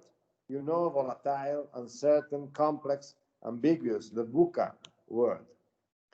If so, how will we adapt? How will businesses adapt? I believe that digitalization will run more and more because we need to have data to understand the reality and act accordingly. And we need more and more to be helped to read data, organize data, develop behavior and decision models. We need also to be helped by the artificial intelligence of machines. And we don't have to be afraid. We just have to be smart and responsible, in my opinion. And above all, we must have the meaning of things in mind. We need to practice problem setting before problem solving. We need to practice problem setting for me. And even as Confindustria Genova, an old association of companies, we are following the same path. We are facing the same problems. For these reasons, we are building the digital twin of our association. It's a great challenge. You imagine this challenge, and we need a brave heart and we need skills. And maybe we can talk about it again. Yesterday, I talked about this with Professor Bruzzone, and I think in the future we have the possibility to join on this challenge. Thank you, and best wishes for all of you. Thank you very much. Very nice speech. I feel that you point out a very important aspect, that there are some terms that seems a little bit not very popular in modern communication, but bravery is one of that. And we need brave people. We need the people brave because we have big challenge in front of us. And bravery is what it makes a difference between defeat and success. And we need to have the skill, the capability, but even the willingness and the persistence. There is a quote that we use in Strategos that is from a famous pilot of First World that say that everything is about persistence, and the leader should be persistent, should have his own view, identify the right strategic goal. As we say at the opening, you miss it by Columbus, you should be able to change your goal if boundary conditions change, but you should be persistent and brave in achieving this goal and motivating all around. Now, our young engineers are not expected, the strategic engineer, to be leaders when they will start to work, because as Julius Caesar was used to say, to command, you need to learn to obey, but they should be side by side with decision maker, developing solutions for them. So thank you very much for your very nice speech. I don't hear your voice. I know that you're busy, but you are on mute probably. Any case, thank you, Guido. We see you. Peace and love, and we can't even to have opportunity for our student to work on some of your digitalization progress that you are carrying out in Confindustria. Thank you. So let me move to the next one. We jump back and forward from big industry, small industry, etc. But not only industry. I would like to introduce Colonel Jean Mazal, that is even owning a PhD in science, because I say that not to underestimate the value of a colonel, but to mention that as in industry, as in even in the governmental organization and defense, we have scientists that have operational role, but even very strong scientific background. And Colonel Almazal is a head of division in training at University of Defense in Czech Republic. He was enrolled in NATO, and I will leave up to him the floor to talk us a little bit about the potential AI simulation and decision support. Thank you, Jan. Thank you. Good afternoon, actually, right now, everybody. Do you hear me well, Agostino? Yeah, but fine? I don't see you. My camera is on and my microphone is also on, so hopefully that most of you see me and hear me well. If not, please tell me or send me a message. If not, and At the first, let me thanks for the opportunity to talk, and let me briefly introduce myself who do not know me well. Even so, I saw a lot of friends who are the parts of the workshops right now. Those knows me. So I'm right now Colonel Jan Mazal. I'm a chief of the military robotics department here in the University of Defense. And yeah, let me greet Paolo Di Bella. Also, for me, it's a pleasure to see you. It was a pleasure to see you again. And I'm also, as a Paolo, the former member of NATO Modeling and Simulation Center of Excellence in Rome. Concerning the STRATEGOS program, actually, we are let's say, long-term members of STRATEGOS. With Agostino, we organize a lot of workshops, events. We also start to organize a new advanced modeling and simulation course, which should start this year, but in Genoa, in Rome, in 2 weeks course, combining the military background and specific modeling and simulation engineering approach. Unfortunately, during the COVID pandemic, we have to cancel it. Hopefully, next year we will have an opportunity to follow on this course. Concerning the military, actually, Paolo Di Bella and the strategic engineering or strategic engineering approaches, Paolo Di Bella made a perfect introduction to this. Let me tell several words about the background of military activities and the command and control programs or the leadership programs in the militaries. We saw that several attempts in the history to implement the more, let's say, scientific approaches in decision making within the military. Usually, it came on the waves based on the necessity for this implementation, and unfortunately, because of the technological perspectives and technological level at these times, many of these approaches or the ideas were not implemented into the practice. Mainly, the problem was computing technology or data technology to gather the enough data in a real time and process them. And many of these, or mainly the decision in the military, rely on intuition and experience approaches. So one of the main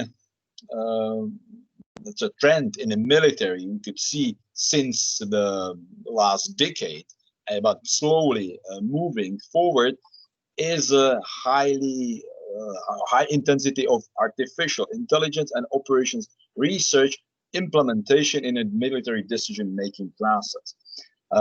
This comes to the trend of a digitalization of a battlefield and having many information big information in a common operations picture, and making, let's say, or having an opportunity to do something with this information.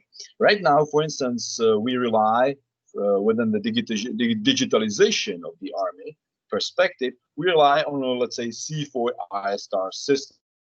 Maybe many of you heard this term. And until now, still, many of these systems only distribute the information and fill the database of the common operations picture data and the information around in a, let's say, in a real, or let's say almost real time. When we look at the relatively close history, for instance, in 2008, in a DARPA, there started one project named Deep Green, which was inspired by the Deep Blue supercomputer in a chess playing actually games and supporting by the computer, or playing the computer, this kind of game. So this project actually brings many, even so it doesn't succeed perfectly on the intent it used to be designed. Definitely it brings new challenges and new ideas and new perspectives actually for the military decision making. And one of them was the breaking of the paradigm of the military decision making cycle, which was developed in the 80s, and which couldn't actually, which was designed in a sequence as an orientation, let's say deciding and acting, checking what's going on and so on. So in a future military operations, we couldn't follow this kind of a cycle because of the dynamics of the complex of the conflict or operation would be so high that when we start to react, definitely the reaction based on the previous decision will not be actual to a certain situation in the military environment. So we need to simulate actually and predict in a higher scale or better scale and high precision the future on the military environment to be able to react effectively.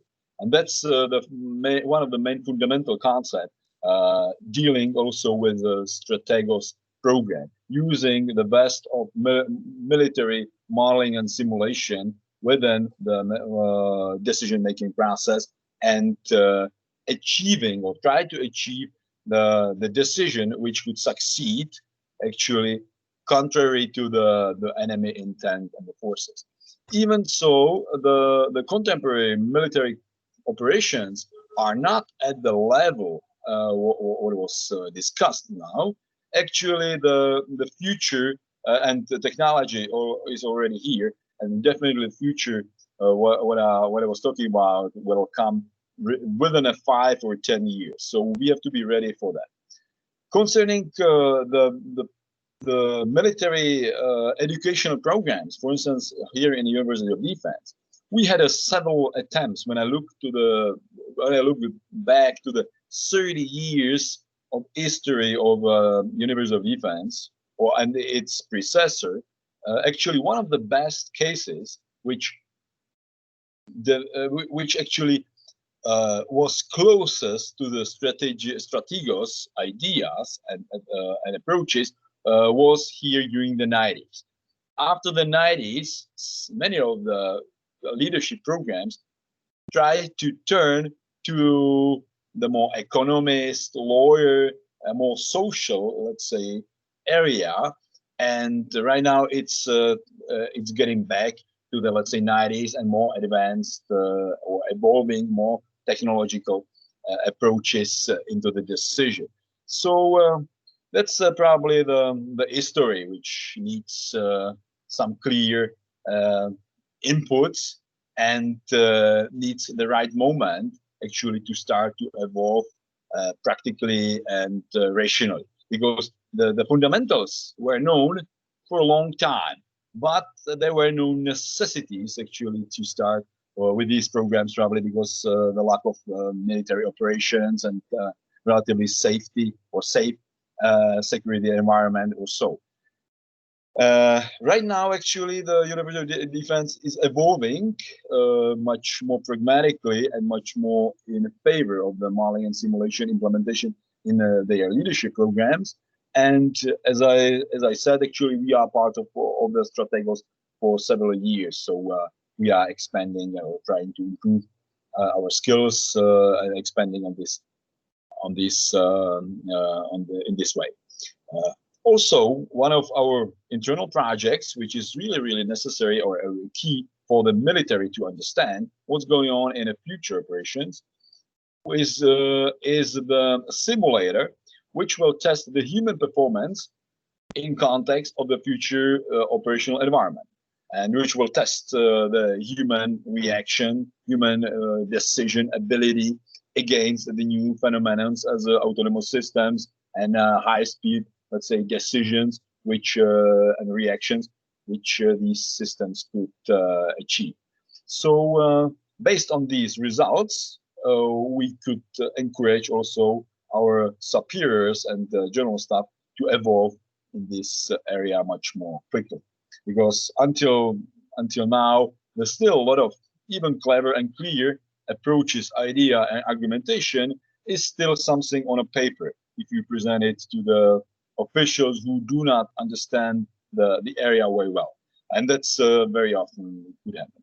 So this is roughly actually about my introduction about the military and the future of the Strategos within the decision support and the approaches coming from the Strategos to a decision support in military, which is very, very important. And I'm ready to answer some questions if there are some. And if not, I wish you a perfect day and have a good weekend also. And let me greet my friends who are watching me on the on this workshop. Thank you for your attention and have a nice day. Thank you very much, Jan. I feel we are a little bit tight, but we really appreciate your speech. And I feel we will have to organize. We already said some workshop and seminar specific with you, a colleague. We have a first one at the middle of October with Wolfgang Schmidt and Michele and Paolo talking about interoperable simulation. I will be very glad then to have one with you about AI and decision making on complex scenarios. And I hope even we was planning last year to have some exchange with the center, with the University of Defense and Center for CBRN. That is very actual. CBRN means chemical, biological, radiological, nuclear.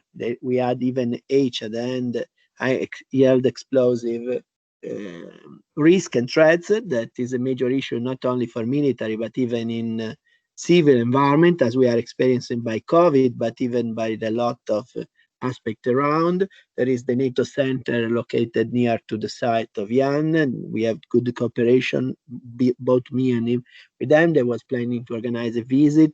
For recovery, blocked a little bit everything, but probably we can plan something on the to be carried out on the web. So thank you, Jan. If you rest with us, maybe then we have some discussion, but if you are busy, we know that you are very busy, so no problem. Okay. Colonel Turi is going to join. I feel that we still have one of our first partner, this is Leonardo. I know that Roberta Colombari was not able to join, but we have Mauro Morgavi. Mauro, are you there? Yes, I'm here. Oh, very good. Could you hear me? Yes, I don't see you yet, but hopefully I will see you soon. Leonardo obviously is the major contractor in Italy for defense, but in reality is a very multinational company. I feel it's very significant that around the table as a Strategos partner, we have companies that are sometimes partner, but sometimes competitor, like Leonardo and Thales. Before we have Thales, division was not dealing too much with defense because obviously Thales, depending on the area and have many business sector as Leonardo. I will leave up you the floor to tell us about your. Thank you. Okay. Good morning to all of you, and thank you, Agostino. As you told us that Roberto Colombari apologized, but had an unforeseen and not, let me say, postponable commitment. I'm Mauro Morgavi. I'm the head of innovation in Leonardo Electronic Division for the Italy component. Time lunch is coming, so I try to be very brief. I want to bring a contribution from my company on the subject of innovation, and therefore the need to have fresh and young knowledge. So I mean young people. So our promise for the future. Leonardo is investing heavily in innovation, and among the topics of regulatory interest, we find big data, artificial intelligence, and obviously simulation. Examples of application of this element in Leonardo are both command and control from the military side, but also for civil one, and traffic control system, for instance, or predictive maintenance system, but the simulation could be also interesting for the support of the digital twins in the design of and production of platform and part of them.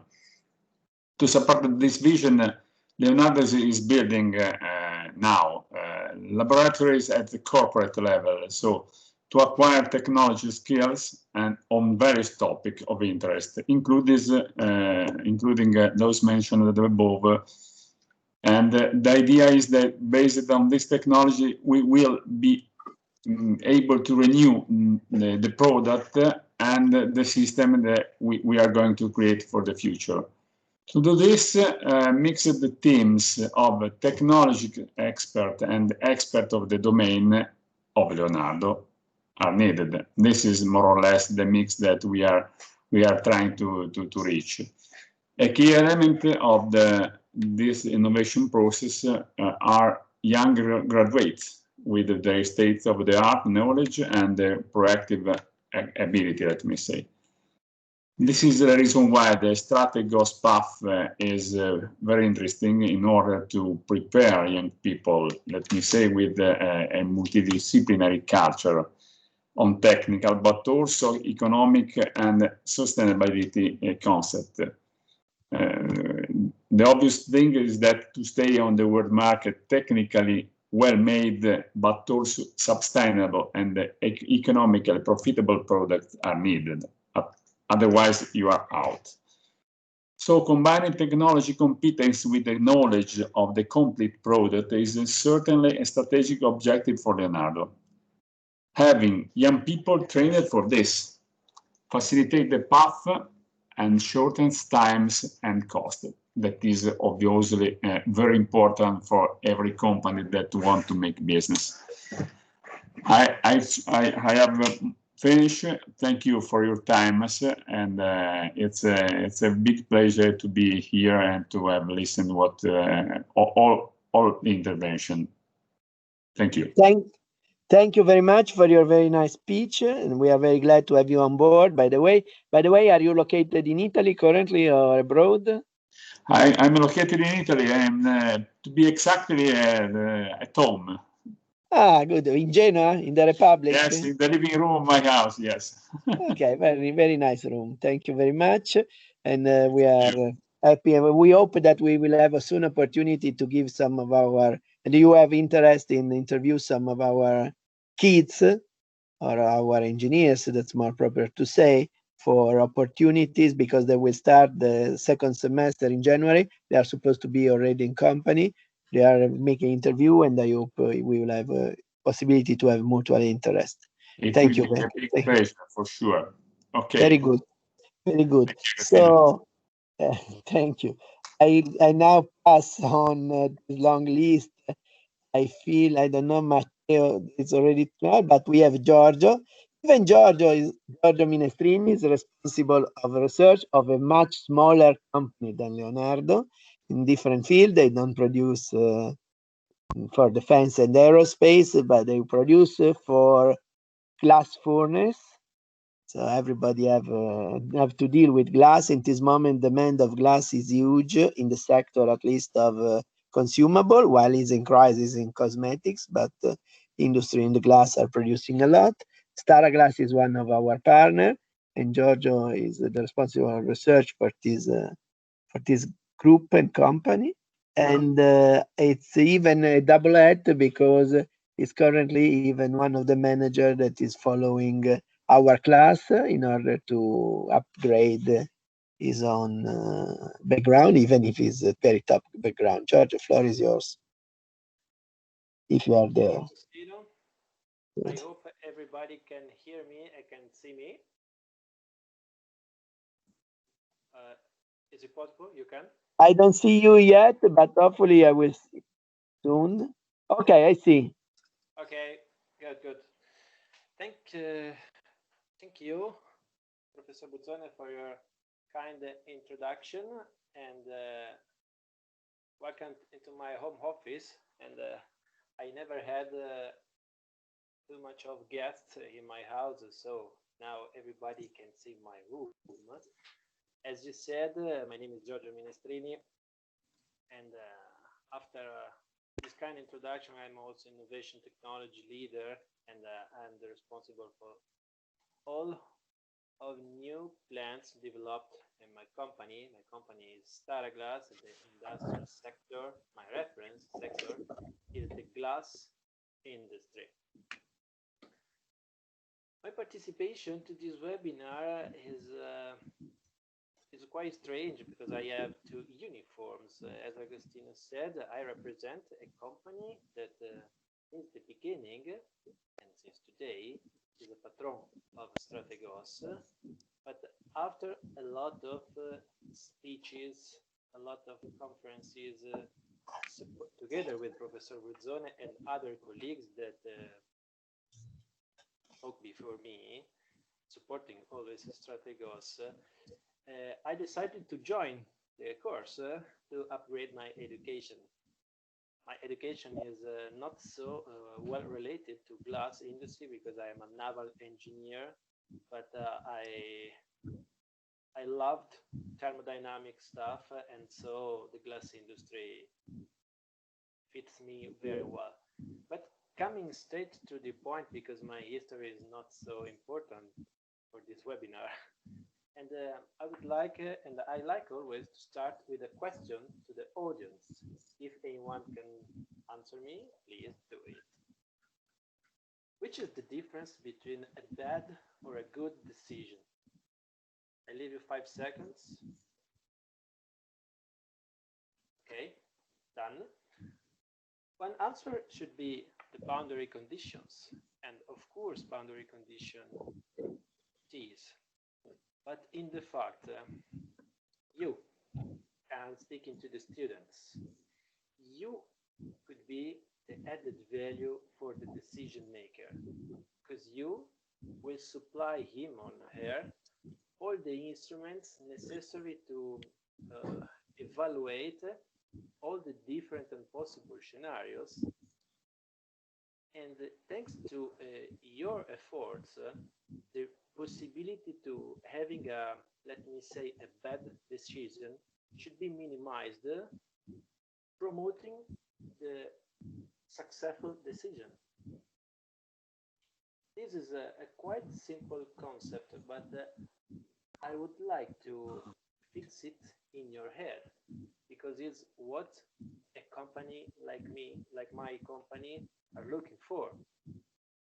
Because the other question is why a company that deals with the glass industry and not with the defense, with the army, with the proper real simulation stuff, needs people like you, needs people like STRATEGOS.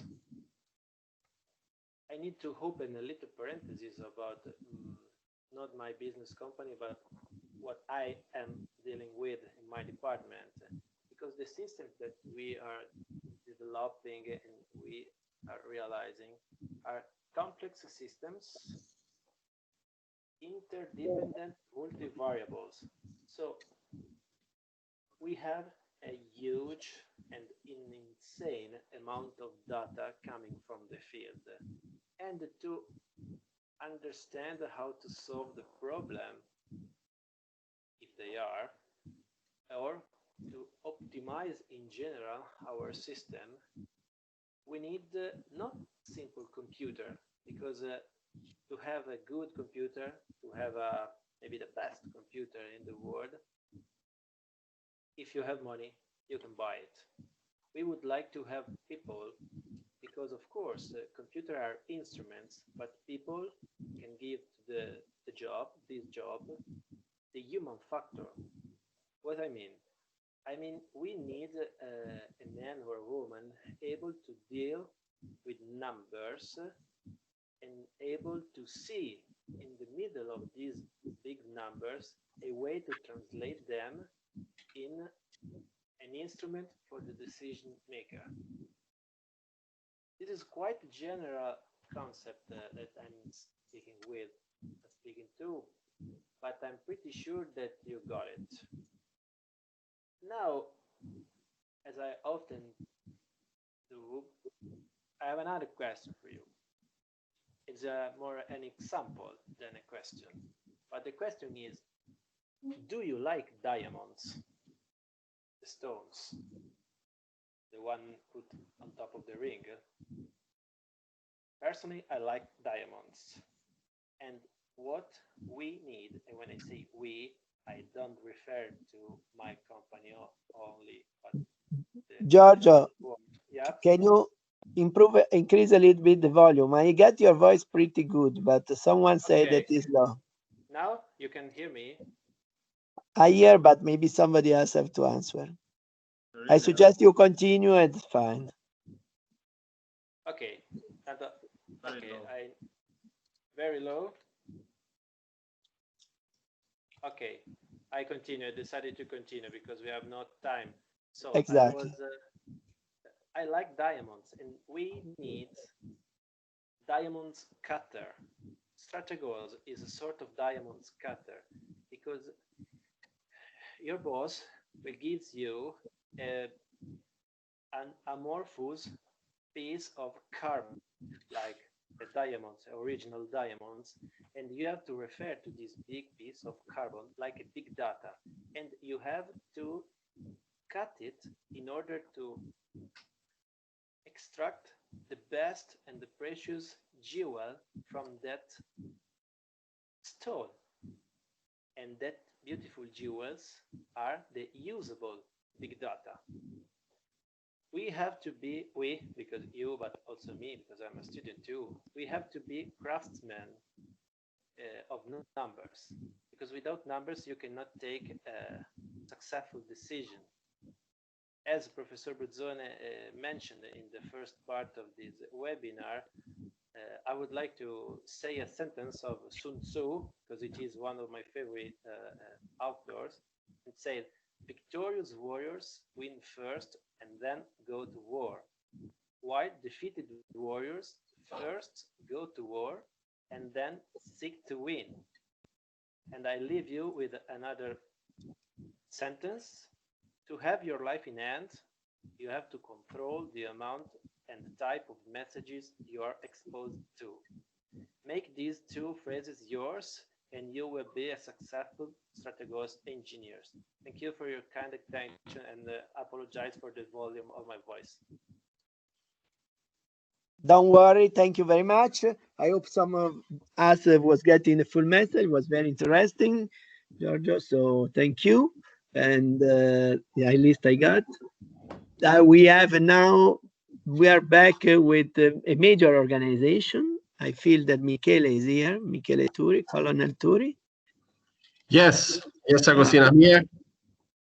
Colonel Turi, I know that you are very busy, and Colonel Turi is the third colonel that I'm introducing you, but is the director of the NATO Modern Simulation Center of Excellence with a long career working in North America, United States joint cooperation with the US DOD, with the NATO alliance, where he's currently serving all around, and even him a PhD in modern simulation that demonstrate we have top science at top organization. And so I leave up the floor to you. I know that you are very busy. Today we complete the CAX forum, and we was together on this framework. And so please, Michele, thank you for finding the time to be with us. Thank you, Agostino. Thank you so much. First of all, it's a pleasure to be here with you and all the attendees to this meeting. Thank you for the kind words you said about my presentation. Yes, we are really busy at the moment because yesterday evening we closed the International CAX Forum 2020 that was run by the digital platform for the first time. And so we are just closing at the moment this event. But really pleased to be with you because it's important the connection that we have with STRATEGOS, with the University of Genova, and obviously also with the simulation team. Let me say a few words because I know that I have only 5 minutes, but let me say a few words about this reality. The NATO Modeling and Simulation Center of Excellence in Rome is an independent international center specialized into the modeling and simulations. we are talking about obviously the different kind of simulations. So into the classification of military simulation, we are talking about the training simulations, and so live, virtual, and constructive applications of simulations. Then the second pillar is the operational simulations. So all the single items that are related with the decisional support for commanders and staff to decide, and the operational research, especially to connected with the wargaming and the possibility to monitor or to test any operational solutions that can be applied into the field, directly into the field. Then the third pillar is the experimental simulation. So we have specialists that are just working on these three different pillars of the military. The centers is an international entity, so we also have here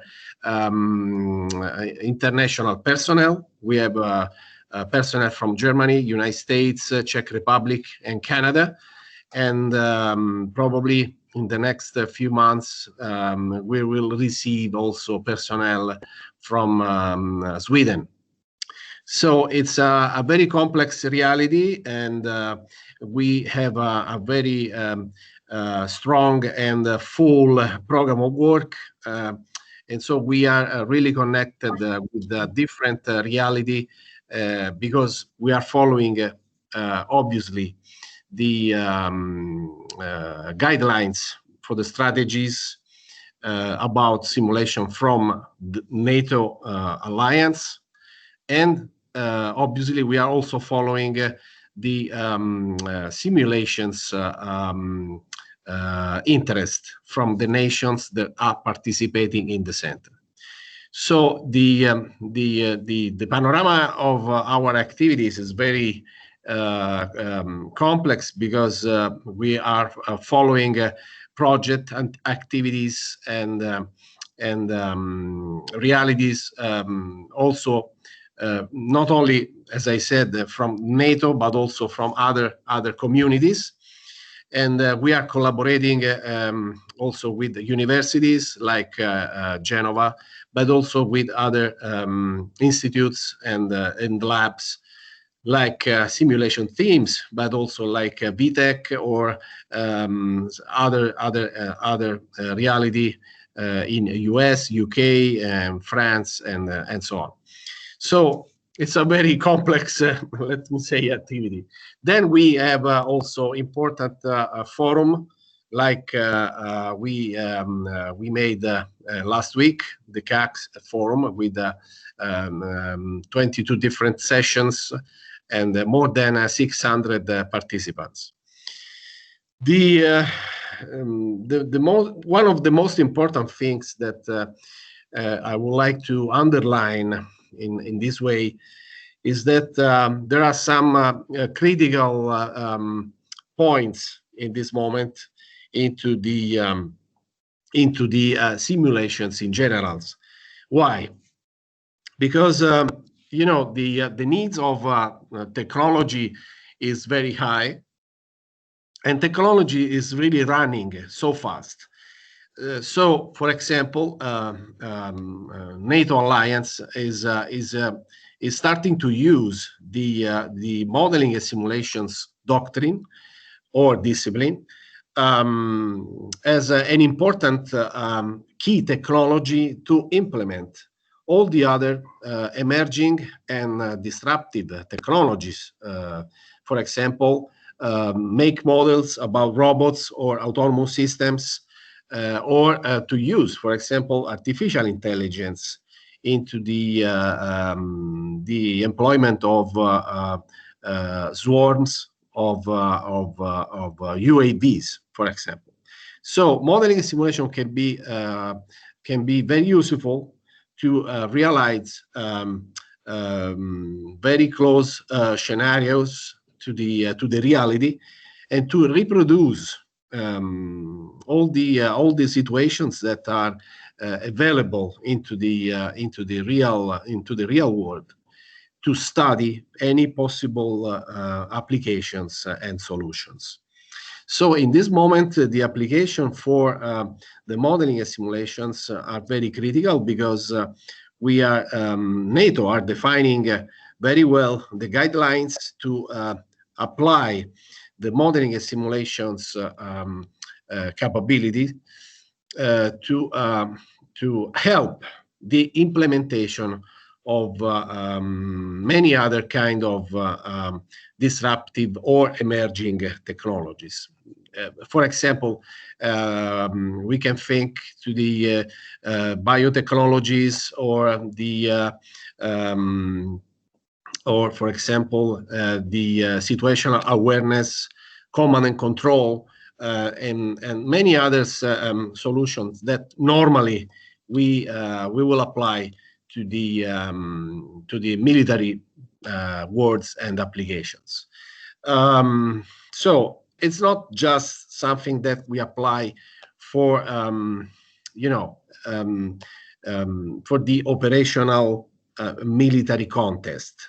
It's something that is going over, obviously, because the application of technology is considering the whole context of a civilian also environment, industrial environment, economical environment. And so the modeling and simulation can be applied in many of these different fields to have a better scenario as possible. So in my idea, it's really important that the new generation of engineers, especially the new engineers that will work in the next decades, they will use modeling and simulation as a normal routine to apply their studies, their research and projects, because that will be the future of engineering systems. That's my opinion, but we saw many different applications, not only in the software, also in the hardware. One of the example is the biomechanical structure, for example, to help soldiers. This kind of model can be used also, for example, to apply for a civilian application of the biomechanical structure. So that's why, in my opinion, it's really important to better define the study of modeling and simulations in the new generation of engineers. Let me say also that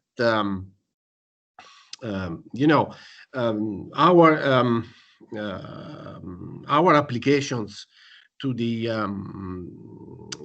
military context in this moment is really focalized into the decision-making applications, and this kind of items is really related with the new with the new trend that is developing at the moment about war gaming and the mission rehearsal. This is very important because modeling simulation in this context can save life, money, time, materials, and not only because, can you imagine that you can reduce, the print of military units in training, using scenarios with modeling and simulation before, and then apply at the end the real training to know better the procedures and application of this work. So in this moment, the focus is to the wargaming and to the mission rehearsal to have a better capability into the decision-making process, and so to also to focalize the contest and also the resources that any country in the alliance can apply in different theaters, for example, like the Afghanistan, but also, for example, in Lebanon. We have personnel in Lebanon that was deployed in the past for military, military issues. Now they are helping, the civilian personnel.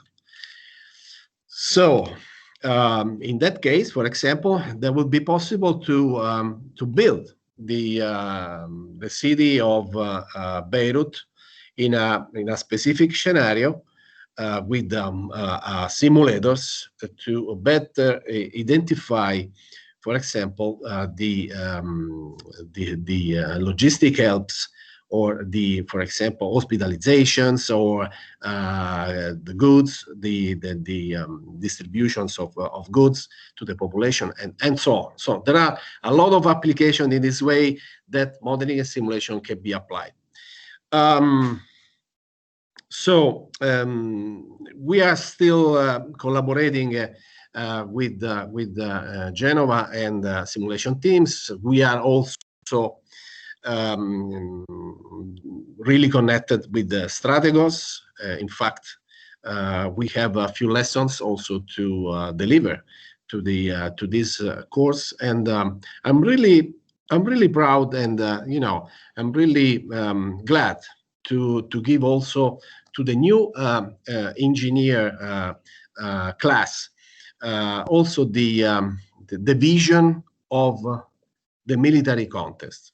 Because as you know, and as you can imagine, not only in the past, but also now, the military world was really connected to the science and also to the technological world. Because many of the technological applications for the first time, many times are applied into the military world. So the passage through the engineering and academic world to the military and vice versa, it's really important. Thank you for your time, and thank you also to give me the attentions, and see you soon as possible for the next meeting in STRATEGOS. Sure. Thank you very much, Michele. You know that we have a joint speech on a specific technical seminar in 1 month around, and we like your enthusiasm. We like to have your partnership.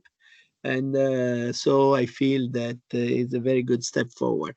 We are a little bit out of the schedule, but I hope it was interesting. It is not yet finished. So the next speaker I like to call is Engineer Zamorani, that I was calling one of my former students, but was my former student before probably before some of our current students even born. In any case, he's working in Bearing Point. There's another prestigious consulting firm. I will have the floor to Matteo. Matteo, please. Good morning, everybody. Hopefully you are not too tired to listen at my speech. Speaking this late, very likely I will bring some messages that already came up during the meeting today. I am Matteo Zamorani. I'm a senior manager in Bearing Point, an international business and technology consultancy firm based in Europe. As I mentioned also at the first STRATEGOS presentation almost 2 years ago, if it existed 15 years ago, I would have enrolled to this master degree very likely. And relying on my experience as a business consultant, I think I would recommend it even more now. The STRATEGOS learning path cover topics which are on top of the agenda of production industry, which means that there is room for consultancy services in areas such as data analytics, product or process digital twins, or artificial intelligence, predictive models, and so on. The pandemic not only gave me the opportunity to work from home, as you can see from my outfit, and from my loved Liguria, but also created new use cases for strategic engineering disciplines such as simulation. We can think about distribution centers and warehouses, for example. So companies have focused their attention on making their stores and warehouses safe to operate within the required distancing guidelines. These plans are quick to implement, but often lead to higher cost and capacity constraints. And very likely, we expect this constraint to stay in place in next years and maybe beyond this. Industries are now moving to develop improved store and distribution center layout process and operational plans to win back the lost cost and capacity. So to summarize, operational experience, analytics, simulation, and business knowledge are a key to support our clients maintaining or growing their service level to maintain or maybe increase revenues. So if I would give a message to future young engineers, for consultants, it is crucial to hire people who are ready to be billed to customers. So in an era where social distancing is the new normal, training new resources that are not necessarily sitting next to you will be a challenge. And having developed strategic engineering skills in your educations can be a success factor for your future career if you wish to do the consultant as a job. Thank you very much. Thank you very much, Matteo, for your very nice speech. We really appreciate, and we hope we will have a very good opportunity to cooperate in projects as well as sharing resource. As you said, nowadays it's a world market, but it's even a world of talents around. Was even stated 20 years ago, but today is even more easy. And I don't stress at it because most of our partner knows, but in our class we have people that come from Asia, that come from Africa, that come from Europe. And we have, obviously, we are not very competitive respect in North America, considering the job opportunity over here. But we have stronger cooperation even with North America to send our people over there. So we feel that we even Australia was the Cinzia speaker at the beginning, Leone, that was just not able to go a few months ago because of the COVID. And we are in contact strictly with Singapore. Some of our students supposed to work in Singapore soon. And so I feel it, you point out, is very important. We have a big possibility. This is a crisis, but crisis as well an opportunity to go forward. And we don't step for sure for this plague, whatever it will happen. Then we are almost expired with the presentation. I feel there is still one that should be by Sim for Future. Sim for Future is a spin-off of Genoa University. I will leave just 1 minute because I'm one of the senior partners of Sim for Future. Sim for Future deals with develop innovative solutions. Currently, we are working with companies in Europe and in Asia to develop different kind of decision support system and training system. To give just a flavor, we are working on a project that is devoted to create app for smartphone to be used to train operators and decision maker in town, just related to the COVID crisis, because there is a necessity to provide things that could be distributed to educate and inform just the operator. That could be law enforcement, firefighters, healthcare, etc., as well as people at decision making. That is not just some kind of info, but is an interactive virtual world where you can play, you can watch what they brief you. So you follow a briefing how to deal with the checkpoint. That's usual. You can see it virtually. it's a little bit different because you can move around, see from different points, see different potential course of action, so some crises that happen.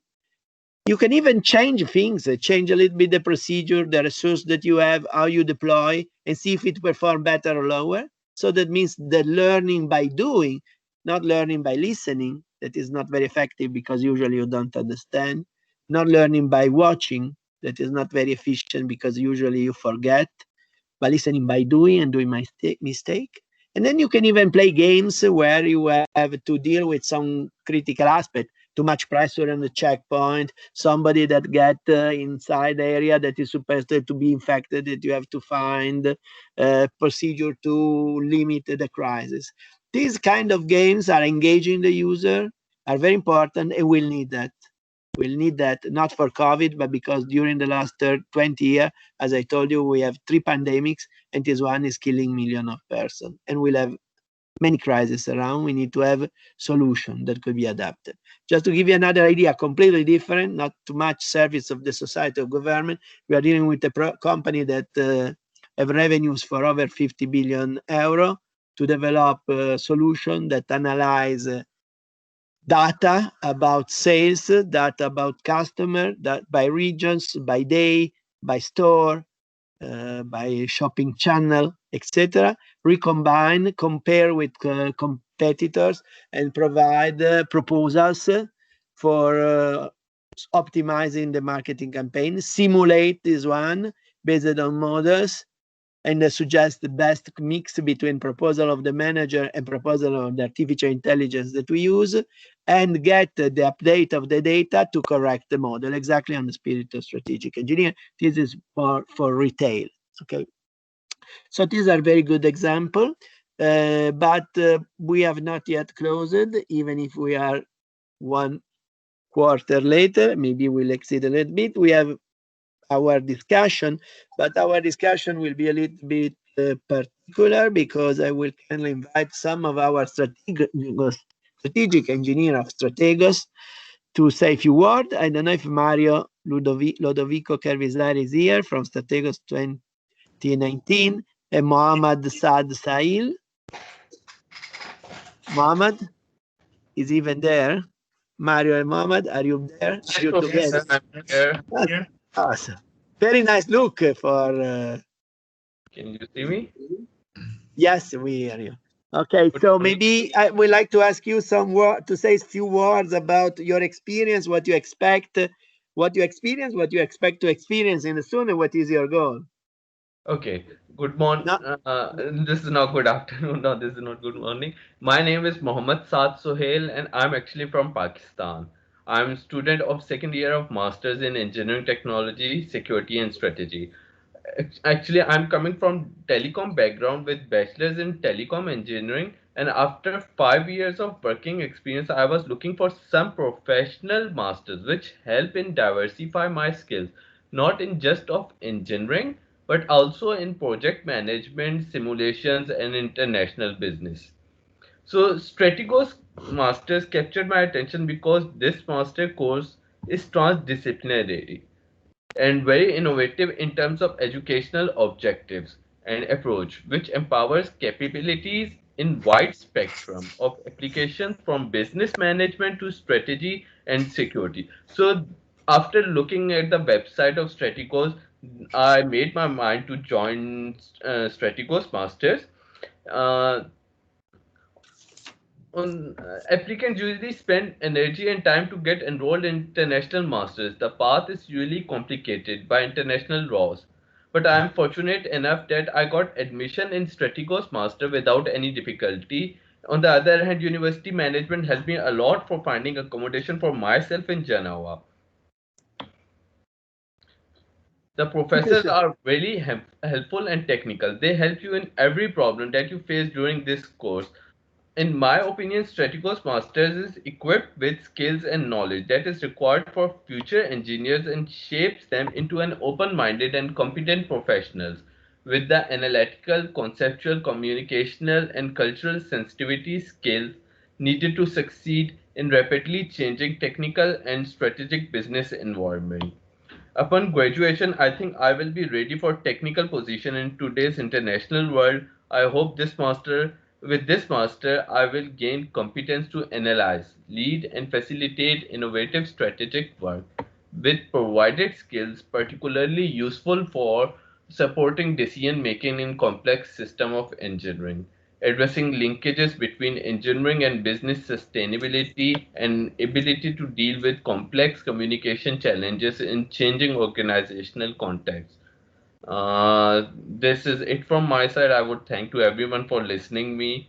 Any questions if you want? Thank you very much, Saad.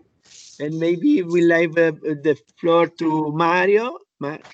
Hi everyone, I'm Mario Lodovico Carvisari. Before attending STRATEGOS Master of Science, I took a bachelor in marine engineering and naval architecture. I've always been interested in defense and security, and so after I completed my bachelor, I was looking for something different, and I stumbled upon STRATEGOS.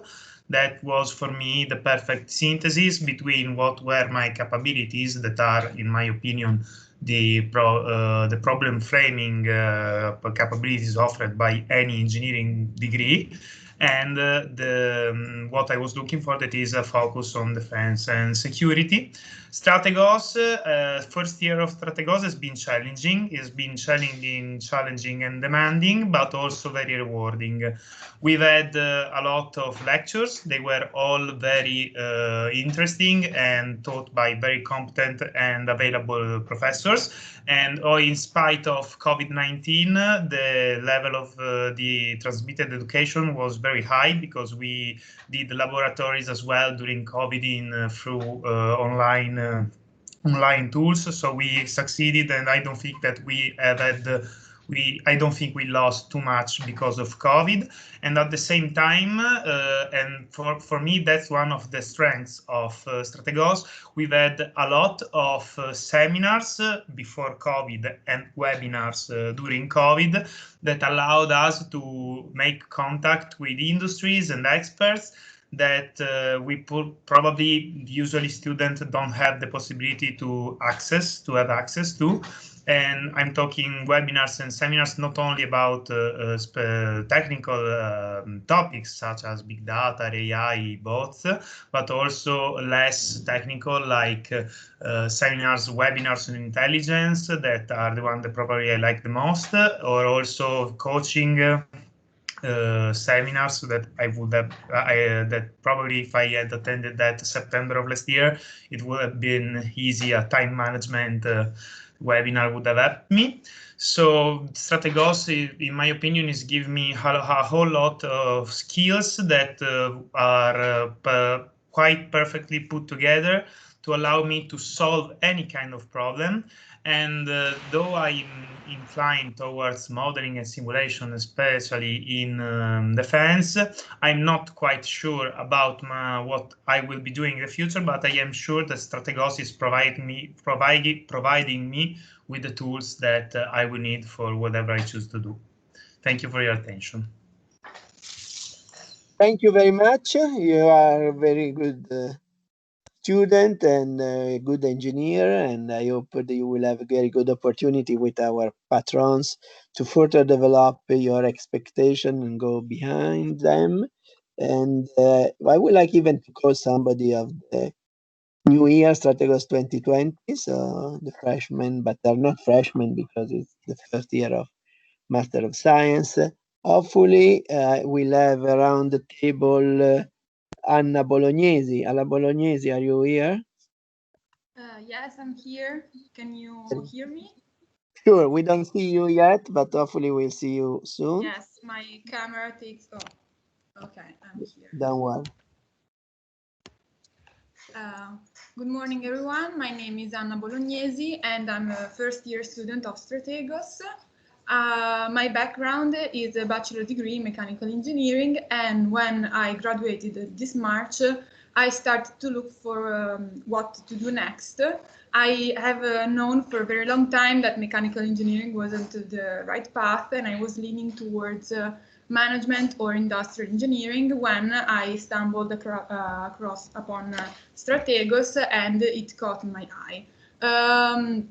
What I found particularly interesting was the diversity of the program from an academic point of view, and also the opportunity of studying with peers with very different cultural backgrounds and working in teams with them. Also, I share the same sentiment towards the fact that the partnering companies work in such a variety of fields with the international prospects. Moreover, during my bachelor degree, I sometimes feared not knowing what the future would hold for my career, and I felt unprepared to jump into the work environment. So what I expect from this master's degree is, especially because of the webinars and the internship, is an insight of what will lie ahead for me, and that will give me a better understanding of what to pursue and a wider range of choice with my career. Finally, I find it exciting to be part of something that is quite new, and I look forward for the next few years. Thank you for your attention.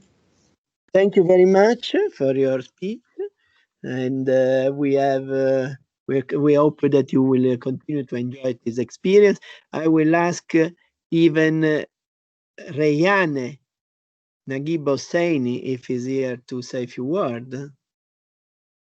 Rayane, are you here? Hello, Professor. Hello, everybody. Hi. Hi. You should talk in here to the microphone and turn on your camera if you can. Okay. Hello, everybody. My name is Said Rayhane Naguib Hosseini. You can call me Rayhoon. My bachelor degree is control engineering, which directly related to controlling the system. In my case, controlling electronical engineering and mechanical engineering, and trying to bias them and make a situation that is desirable. I was thinking about to get a master in control engineering, but when I saw a strategy in security, it was really suitable for me, because you know, controlling system is not just about electrical or mechanical system. It's about fluid, chemical, or even financial and biological systems. So it really helps me in every different aspect. Also, when I study about it, it was really good for me, because when I was 6, I learned how to play chess, and in chess there is a specific important thing, which is a strategy. And with a combination, you can win. And it doesn't. The win doesn't mean that you actually win. It sometimes is equality or whatever lead to winning, even sometimes losing. In general, I think this course really helped me to improve myself in controlling and be a good management in economical and every different aspect, especially even in my own life. So thank you for the professor, and thank you for a strategic group, and thank you for all experts that are listening to me. Thank you very much, Rayan. And I don't know if your son is still connected with us. I see a message that they have to escape. I don't know if you like to say a few words, son. Maybe he's already escaped, but thank you.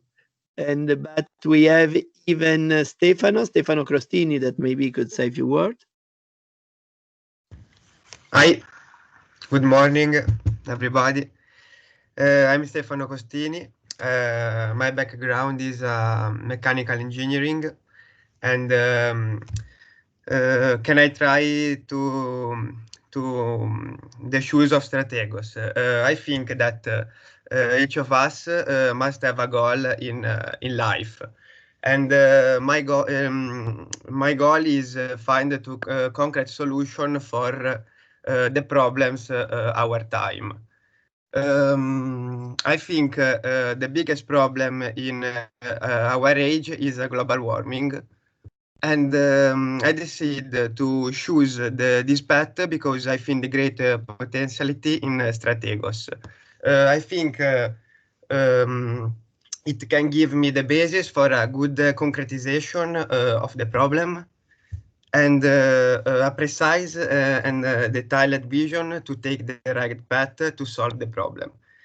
Thanks to the study of big data, EA simulation, and obviously the simulation of the system. And it's fine. That's all. Thank you so much for your few words. I hope that we'll solve some of the problem, even global, even if it's a challenge. Sometimes you know this problem. They say there are no easy solution to complex problem. I feel it's not true. From Gordian example, but for sure they are not common. Unfortunately, sometimes we have to face what the nerd call Kobayashi Mayo problems. I mean, sometimes we have to face problems that don't have solution, and we have to deal with them, and we able to face even this challenge, because I feel was an old prince that was then quoted by Churchill that say that you don't have to have faith in the victory to fight with honor. And we have to still some time to stand against the challenge, but we look forward to positive aspect because you young engineers are expected to be a positive element of the future. So I feel this close our speech. All of our speech has been gone, no problem, but we have even lost 1/3 of our audience. But I would like to thank all of you, all our partners, all our students, all the authorities, and all the attendees that was joining us. I will leave open this channel in case we would like to do any kind of networking for the next, let me say, half an hour. And so feel free to talk, make questions. I know there was very saturating, extensive day, but I hope it will be an opportunity to start. On the 6th of October, we'll have another of this event that will be partially live and partially on the web. We will continue our lecture on the web and our webinar on the web. And even if there will be a good way out of this biological crisis, we'll keep open this channel for the people that unfortunately still in place or in country or in region that are under quarantine or there are strong limitations for them. Thanks again and see you around. And I leave up to you to talk freely over here.